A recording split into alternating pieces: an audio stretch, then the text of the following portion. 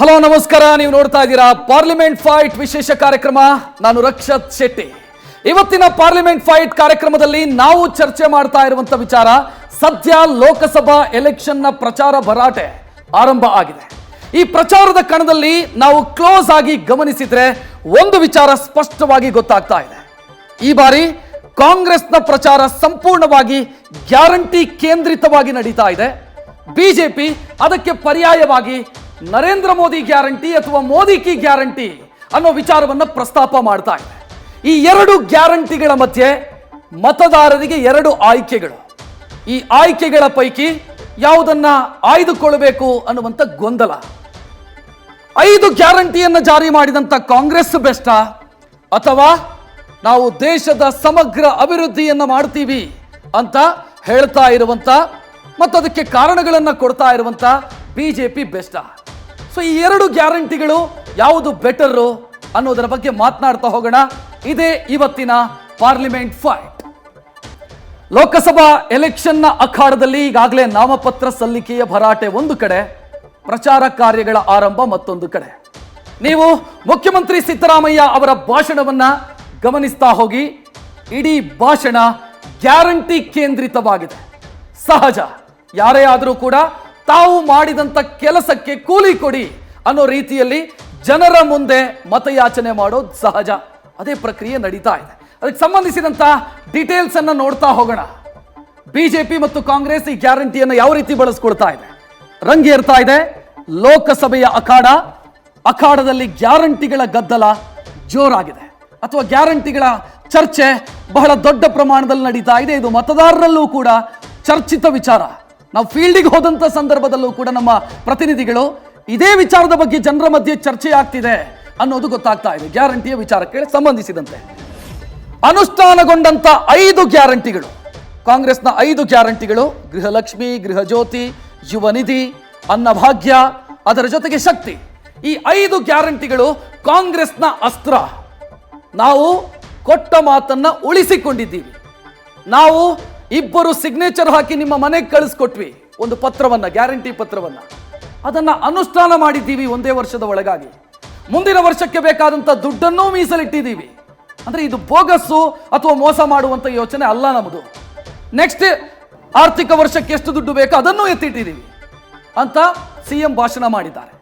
ಗ್ಯಾರಂಟಿಗಳ ಸುತ್ತವೇ ಮುಖ್ಯಮಂತ್ರಿ ಸಿದ್ದರಾಮಯ್ಯ ಅವರ ಭಾಷಣ ಕೇಂದ್ರೀಕೃತವಾಗಿದೆ.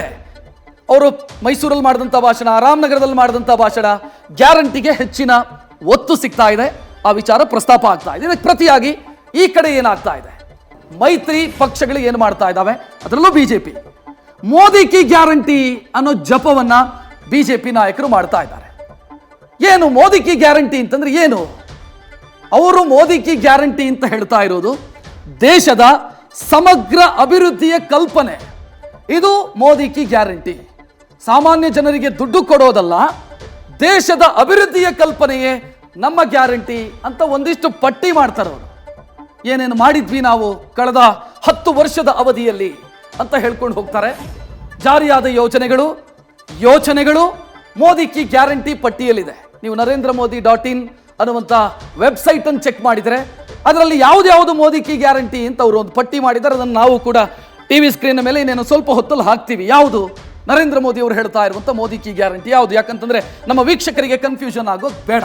ಆ ಕಾರಣಕ್ಕಾಗಿ ಕ್ಲಿಯರ್ ಆಗಿ ಇವರ ಗ್ಯಾರಂಟಿ ಯಾವುದು, ಅವರ ಗ್ಯಾರಂಟಿ ಯಾವುದು ಅನ್ನೋದನ್ನ ನಿಮ್ಮ ಮುಂದೆ ಇಡ್ತಾ ಇದ್ದೀವಿ.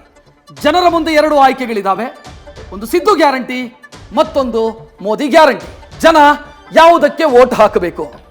ದೇಶದ ಸಮಗ್ರ ಅಭಿವೃದ್ಧಿ ಅಂತ ಹೇಳ್ತಾ ಇರುವಂತ ಬಿಜೆಪಿಗೋ, ಅಥವಾ ಕಷ್ಟದಲ್ಲಿರುವಂತ ಜನರಿಗೆ ತಕ್ಷಣದ ಪರಿಹಾರವಾಗಿ ನಾವು 5 ಗ್ಯಾರಂಟಿ ಯೋಜನೆಗಳನ್ನು ತಂದಿದ್ದೀವಿ, ನಮಗೆ ವೋಟ್ ಹಾಕಿ ಅಂತ ಕಾಂಗ್ರೆಸ್ನವರು ಕೇಳ್ತಾ ಇದ್ದಾರೆ.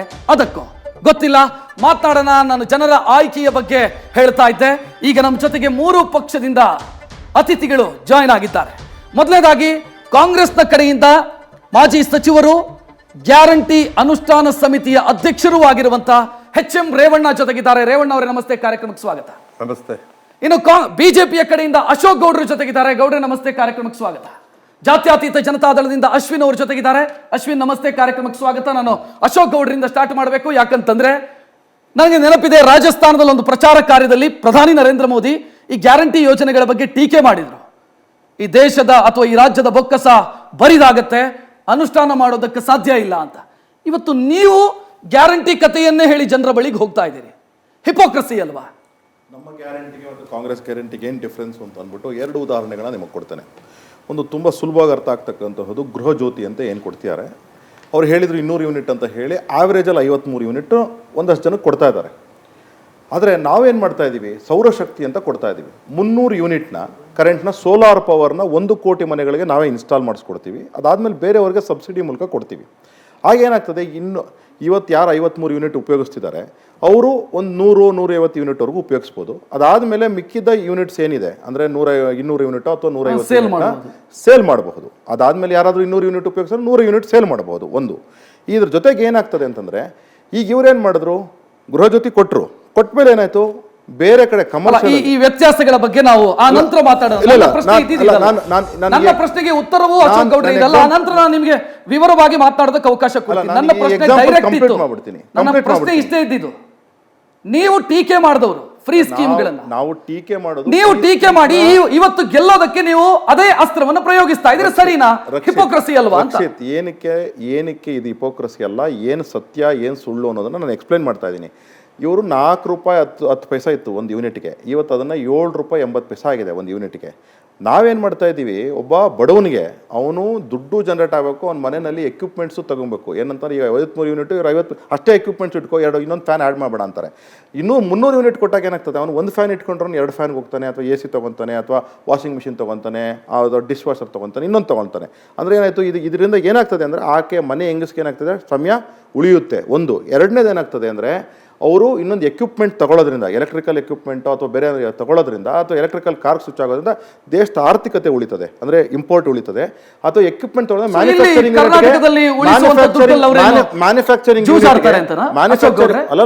ಕರ್ನಾಟಕದಲ್ಲಿ ಗ್ಯಾರಂಟಿಯಿಂದ ಉಳಿದಂತ ದುಡ್ಡಲ್ಲಿ ಜೂಜಾಡ್ತಾರ. ನಾನು ಈಗ ಒಂದು ಕೆಲಸ ಮಾಡಿ, ನೀವು ಪ್ರಶ್ನೆ ನನ್ಗೆ ಅರ್ಥ ಆಯ್ತು, ನಾನು ಮುಗಿಸ್ಬಿಡ್ತೀನಿ. ಅದಾದ್ಮೇಲೆ ಮ್ಯಾನುಫ್ಯಾಕ್ಚರಿಂಗ್ ಯೂನಿಟ್ ಉತ್ತೇಜನ ಸಿಗ್ತದೆ. ಅದಾದ್ಮೇಲೆ ಅದಕ್ಕೆ ಒಂದು ಎಕ್ಸ್ಟ್ರಾ ಪವರ್ನ ನಾವು ಎಕಾನಮಿ ಆಫ್ ಇಂಜನ್ಗೆ ಆ್ಯಡ್ ಮಾಡ್ದಂಗೆ ಆಗ್ತದೆ. ಇವರು ಈಗ ಗೃಹ ಜ್ಯೋತಿಯಿಂದ ಎಷ್ಟು ಉಳಿಸ್ತಾ ಇದ್ದಾರೆ, ಈಗ ಎಷ್ಟು ಉಳಿಸ್ತಾ ಇದ್ದಾರೆ ನಿಮ್ಮ ಪ್ರಕಾರ ಆವರೇಜಲ್ಲಿ? 600-700 ರೂಪಾಯಿ ಕರೆಂಟ್ ಬಿಲ್ ಉಳಿಯಿತು ಅಂತ 280 ರೂಪಾಯಿಂದ 330 ರೂಪಾಯಿ ಉಳಿಸ್ತಾ ಇದ್ದಾರೆ. ಅದೇ ದುಡ್ಡನ್ನ ನೀವು ಎಲ್ಲಿ ಕಿತ್ಕೊತಾ ಇದ್ದೀರಾ? ಅವ್ರ ಹತ್ರ, ಗಂಡನ ಪಾಕೆಟಲ್ಲಿ ಕಿತ್ಕೊತಾ ಇದ್ದೀರಾ. ಒಂದು ಕುಡಿಲಿಕ್ಕೆ ಅವನೇನೋ ಉಪಯೋಗಿಸ್ತಿದ್ದ, ಅದ್ರ ಲಿಕ್ಕರ್ ಚಾರ್ಜ್ ಜಾಸ್ತಿ ಮಾಡಿದ್ದೀರಾ, ಪ್ರಾಪರ್ಟಿ ಟ್ಯಾಕ್ಸ್ ಜಾಸ್ತಿ ಮಾಡಿದ್ದೀರಾ, ಪ್ರಾಪರ್ಟಿ ರಿಜಿಸ್ಟ್ರೇಷನ್ ಜಾಸ್ತಿ ಮಾಡಿದ್ದೀರಾ, ಒಂದು ಪಾಣಿಗೆ 15 ರೂಪಾಯಿ ಇದನ್ನು ಇವತ್ತು 35 ರೂಪಾಯಿ ಮಾಡಿದ್ದೀರಾ. ಈ ರೀತಿ ನೀವು ಅನೇಕ ವಿಚಾರಗಳಲ್ಲಿ ಕರ್ನಾಟಕ ಜನತೆ ಮೇಲೆ ಬರ್ರೆ ಎಳೆದು ಆಮೇಲೆ ಬಿಟ್ಬಿಡಿ. ನಾನೊಂದು ಅಂಗಡಿ ಇಟ್ಕೊಂಡಿದ್ದೀನಿ, ಸಣ್ಣ ಅಂಗಡಿ, ಮನೆಯಲ್ಲಿ ನಂದು 300 ರೂಪಾಯಿ ಉಳಿತು. ನೀವು ಅಂಗಡಿನಲ್ಲಿ ನನ್ನ ಹತ್ರ 500 ರೂಪಾಯಿ ಕಿತ್ಕೊಂಡ್ರಿ ಎಕ್ಸ್ಟ್ರಾ. ಯಾಕೆ? 4 ರೂಪಾಯಿ 10 ಪೈಸೆ ಇದ್ದಿದ್ದು ಯೂನಿಟ್ನ 7 ರೂಪಾಯಿ ಮಾಡಿದ್ರಿ. ಅದರಿಂದಾಗಿ ಏನಾಗ್ತದೆ, ಆಮೇಲೆ ಈಗ ಈ ಕಮರ್ಷಿಯಲ್ ಯೂನಿಟ್ ಜಾಸ್ತಿ ಮಾಡಿಬಿಟ್ಟಿದ ಕೂಡಲೇ ಏನಾಯ್ತು, ನಿಮಗೆ ಅವನಿಗೆ ಒಂದು ಪೆನ್ ತಗೊಳ್ಳಿ, ಅದ್ರ ಕಾಸ್ಟ್ ಆ್ಯಡ್ ಆಯ್ತು. ಒಂದು ಬಟ್ಟೆ ತಗೊಳ್ಳಿ, ಕಾಸ್ಟ್ ಆ್ಯಡ್ ಆಯ್ತು. ಐರನ್ಗೆ ಹೋಗ್ಲಿ, ಬಟ್ಟೆ ಕಾಸ್ಟ್ ಆ್ಯಡ್ ಆಯ್ತು. ಇರೋದಿಷ್ಟೇ. ನಾನು ಮೊನ್ನೆ ಸಿದ್ದರಾಮಯ್ಯ ಅವರು ಮಾಡಿದಂಥ ಭಾಷಣವನ್ನು ಗಮನಿಸ್ತಾ ಇದ್ದೆ. ನಮ್ಮನ್ನ ಕಾಪಿ ಮಾಡಿದ್ರು, ನಮ್ಮ ಶಬ್ದವನ್ನ ಕಾಪಿ ಮಾಡಿದ್ರು. ಗ್ಯಾರಂಟಿ ಅನ್ನೋದು ನಿಮ್ಮ ಪೇಟೆಂಟಾ? ಗ್ಯಾರಂಟಿ ಅನ್ನೋ ಶಬ್ದಕ್ಕೆ ನೀವು ಪೇಟೆಂಟ್ ತೆಗೆದುಕೊಂಡಿದ್ದೀರಾ? ಗ್ಯಾರಂಟಿ ಅನ್ನೋ ಪದ ಇದಕ್ಕಿನ್ನ ಪೇಟೆಂಟ್ ಅನ್ನೋದಕ್ಕಿಂತ ನಮ್ಮ ಸರ್ಕಾರಗಳು ಎಂದೆಂದು ಅಧಿಕಾರಕ್ಕೆ ಬಂದಿದೆಯೋ ಜನಪರ ಕಾರ್ಯಕ್ರಮಗಳನ್ನು ಕೊಟ್ಟಿರ್ತಕ್ಕಂಥದ್ದು ಇದು ಹೊಸದೇನಲ್ಲ. ಈ ಮೋದಿಯವರು ಹೇಳೋದು ಸುಳ್ಳಿಗಿಲ್ಲ, ನಮ್ಮ ಗ್ಯಾರಂಟಿಗಳು ಜನರಿಗೆ ತಲುಪ್ತಾ ಇದೆ. ಮೋದಿ ಹೇಳಿದಂಥ ಸುಳ್ಳು ಗ್ಯಾರಂಟಿಗಳು ಎಷ್ಟು? ಕಿಸಾನ್ ಸಮ್ಮಾನ್ ಮಾಡಿದ್ವಿ ಅನ್ನೋದು ಸುಳ್ಳು ಗ್ಯಾರಂಟಿ ಅಲ್ಲಲ್ಲ. ನಾವು ಮೊದಲು ತಗೊಳ್ಳೋಣ, ಹೇಳಿ ಅಧಿಕಾರಕ್ಕೆ ಬಂದ್ರಲ್ಲ, 15 ಲಕ್ಷ ಆಗ್ತೀವಿ ಅಂದಿದ್ದಾಯ್ತು, 2 ಕೋಟಿ ನಿಮಗೆ ಉದ್ಯೋಗ ಕೊಡ್ತೀವಿ ಅಂತಿದ್ದಾಯ್ತು. ಉತ್ತರ ಕೊಡಲೇಬೇಕು. ಅಲ್ಲಲ್ಲ, ಬಂದ್ಬಿಟ್ಟಿದೆ. ನಾನು ಡಿಸ್ಟರ್ಬ್ ಮಾಡಲ್ಲ, ನಾನು ಮಾಡಲ್ಲ, ನೀವು ಮಾಡಲ್ಲ. ಆಮೇಲೆ ಹೇಳಿದ್ದನ್ನೆಲ್ಲ ಯಾವುದು ಮಾಡದೇ ಇರೋದನ್ನು ನೋಡ್ತಾ ಇದ್ದೀವಿ. ಅದರಿಂದ ಒಂದು ಸುಳ್ಳು ಗ್ಯಾರಂಟಿ ಇರೋದಂತೂ ಜಗಜ್ಜಗಿತವಾಗಿದೆ. ಅದು ಟಿ ವಿಲಿ ಪ್ರಚಾರಕ್ಕೆ ಅವ್ರದ್ದು ಮೋದಿ ಗ್ಯಾರಂಟಿ ಪ್ರಚಾರದಲ್ಲೇ ಇದೆ.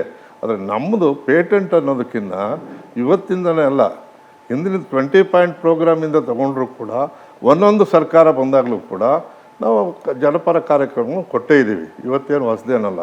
ಇದನ್ನು ನಾವು ಈ ಸಾರಿ ಮ್ಯಾನಿಫೆಸ್ಟೋ, ಈಗ ಅವರು ಗ್ಯಾರಂಟಿ ಅನ್ನೋ ಶಬ್ದವನ್ನ ಬಳಸಿದ್ರೆ ನಿಮ್ದೇನ್ ತಕರಾರು ಅಂತ ಪ್ರಶ್ನೆ ನನಗೆ. ಅದು ವಿರೋಧ ಮಾಡಿದ ಗ್ಯಾರಂಟಿ ಅಂತ ಹೇಳಿದ್ರು ಅಂತ ಹೇಳಿದ್ರಿ. ವಿರೋಧ ಅನ್ನೋದಕ್ಕಿಂತ ಅವರು ಅದನ್ನು ಪೊಳ್ಳು ಅದರಿಂದ ಆರ್ಥಿಕತೆ ಆಗಲ್ಲ ಅಂತ ಹೇಳಿದಂಥ ಪ್ರಧಾನಿಯವರ ಬಾಯಲ್ಲಿ ಮತ್ತೆ ಅದನ್ನು ತಗೊಂಡಾಗ ಅವರ ನೈತಿಕತೆಗೆ ಅದು ಧಕ್ಕೆ ಅಲ್ವೇ ಅನ್ನೋದು ನನ್ನ ಪ್ರಶ್ನೆ. ಅಲ್ವಾ? ಎಸ್ ಅಶ್ವಿನ್ ಅವರೇ ಏನ್ ಹೇಳ್ತೀರಿ? ಬಹುಶಃ ನೀವು ಆರಂಭದಲ್ಲಿ ಗ್ಯಾರಂಟಿಯನ್ನ ಟೀಕೆ ಮಾಡಿದವ್ರೆ. ನಾನು ನಮ್ಮ ಡಿಸ್ಕಷನ್ ಅಲ್ಲೇ ಅನೇಕ ಸಂದರ್ಭದಲ್ಲಿ ಇದಾಗೋದೇ ಇಲ್ಲ ಅಂತ ಅಶ್ವಿನ್ ಅವರು ಹೇಳಿದ್ದನ್ನು ನಾನು ಕೇಳಿದ್ದೀನಿ. ಇವತ್ತು ಇಂಪ್ಲಿಮೆಂಟ್ ಆಗಿದೆ. ನಿಮ್ಮ ಮಿತ್ರ ಪಕ್ಷನೂ ಕೂಡ ಗ್ಯಾರಂಟಿ ಜಪ ಮಾಡ್ತಾ ಇದೆ. ನಾನು ಒಂದಿಷ್ಟು ಎಕ್ಸಾಂಪಲ್ ಹೇಳ್ಬೋದು. ಮಧ್ಯಪ್ರದೇಶದಲ್ಲಿ ಗ್ಯಾರಂಟಿ ಜಪ ಮಾಡಿದೆ ಬಿಜೆಪಿ, ರಾಜಸ್ಥಾನದಲ್ಲಿ ಗ್ಯಾರಂಟಿ ಜಪ ಮಾಡಿದೆ ಬಿಜೆಪಿ. ಬೇರೆ ಗ್ಯಾರಂಟಿ ಅಂತ ಹೇಳದೇ ಇದ್ರೂ ಕೂಡ ಫ್ರೀ ಸ್ಕೀಮ್ಗಳನ್ನು ಇಂಪ್ಲಿಮೆಂಟ್ ಮಾಡಿದೆ. ಈಗ ನಿಮ್ಮ ನಿಲುವು ಬದಲಾಯ್ತಾ? ಏನು ಹೇಳ್ತೀರಿ ಇದರ ಬಗ್ಗೆ? ಮೋದಿ ಅವರ ಒಂದು ಏನು ಕನಸಿನ ಒಂದು ಏನು ಈ ಅಭಿವೃದ್ಧಿ ಮಾಡಬೇಕು ದೇಶಕ್ಕೆ ಅನ್ನೋದಿದೆ, ಅದಕ್ಕೂ ಗ್ಯಾರಂಟಿಗೂ ತುಂಬ ಒಂದು ವ್ಯತ್ಯಾಸ ಇದೆ. ಯಾಕೆಂದರೆ ಗ್ಯಾರಂಟಿ ಯೋಜನೆ ಏನಾದರೂ ಕರ್ನಾಟಕದಲ್ಲಿ ಉತ್ತಮವಾದಂಥ ರೀತಿಯಲ್ಲಿ ಬೆಳವಣಿಗೆ ಕಂಡಿದ್ದರೆ ಕಳೆದ ಪಂಚರಾಜ್ಯ ಚುನಾವಣೆಗಳಲ್ಲಿ ಕಾಂಗ್ರೆಸ್ಗೆ ಒಂದು ದೊಡ್ಡ ಮಟ್ಟದ ಒಂದು ಗಿಫ್ಟನ್ನೇ ಕೊಡ್ತಾ ಇತ್ತು ಹೇಳ್ತೀನಿ. ಕಾಂಗ್ರೆಸ್ ಗ್ಯಾರಂಟಿ ಉಪಯೋಗಿಸ್ಕೊಳ್ತಿರೋದು ಚುನಾವಣೆ ಗಿಮಿಕ್ಸ್ ಅಷ್ಟೇ. ಏನಕ್ಕೆ ಅಂದರೆ ನಾವು ಗ್ಯಾರಂಟಿಗಳನ್ನ ಟೀಕ್ಸಿರಲಿಲ್ಲ, 5 ಜೊತೆ ಇನ್ನೂ 5 ಸೇರಿಸಿ ಕೊಡಿ ಅಂತ ಹೇಳಿದ್ವಿ.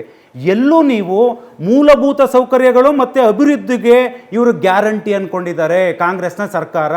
ಯಾವ ಅಭಿವೃದ್ಧಿಗಳು ಆಗ್ತಾ ಇದೆ? ಮೂಲಭೂತ ಸೌಕರ್ಯಗಳಿಗೆ ಎಲ್ಲೂ ಒತ್ತು ಕೊಡ್ತಾ ಇದೆ. ಮತ್ತೆ ಗ್ಯಾರಂಟಿ ಗ್ಯಾರಂಟಿ ಗ್ಯಾರಂಟಿ ಅಂತ ಹೇಳ್ತಾರೆ. ಗ್ಯಾರಂಟಿ ನಿಮ್ಮ ಪಕ್ಷದ ಪ್ರಣಾಳಿಕೆಗಳನ್ನ ಕೊಡ್ತಿದ್ದೀರಾ, ಅಭಿವೃದ್ಧಿ ಏನು ಮಾಡ್ತಿದ್ದೀರಾ? ಮೂಲಭೂತ ಸೌಕರ್ಯಗಳಿಗೆ ಎಲ್ಲಿ ಒತ್ತು ಕೊಡ್ತಿದ್ದೀರಾ? ಮತ್ತೆ ಇನ್ನೊಂದು ಗ್ಯಾರಂಟಿ ಟೀಕ್ಸಿದ್ವಿ, ಹೌದು.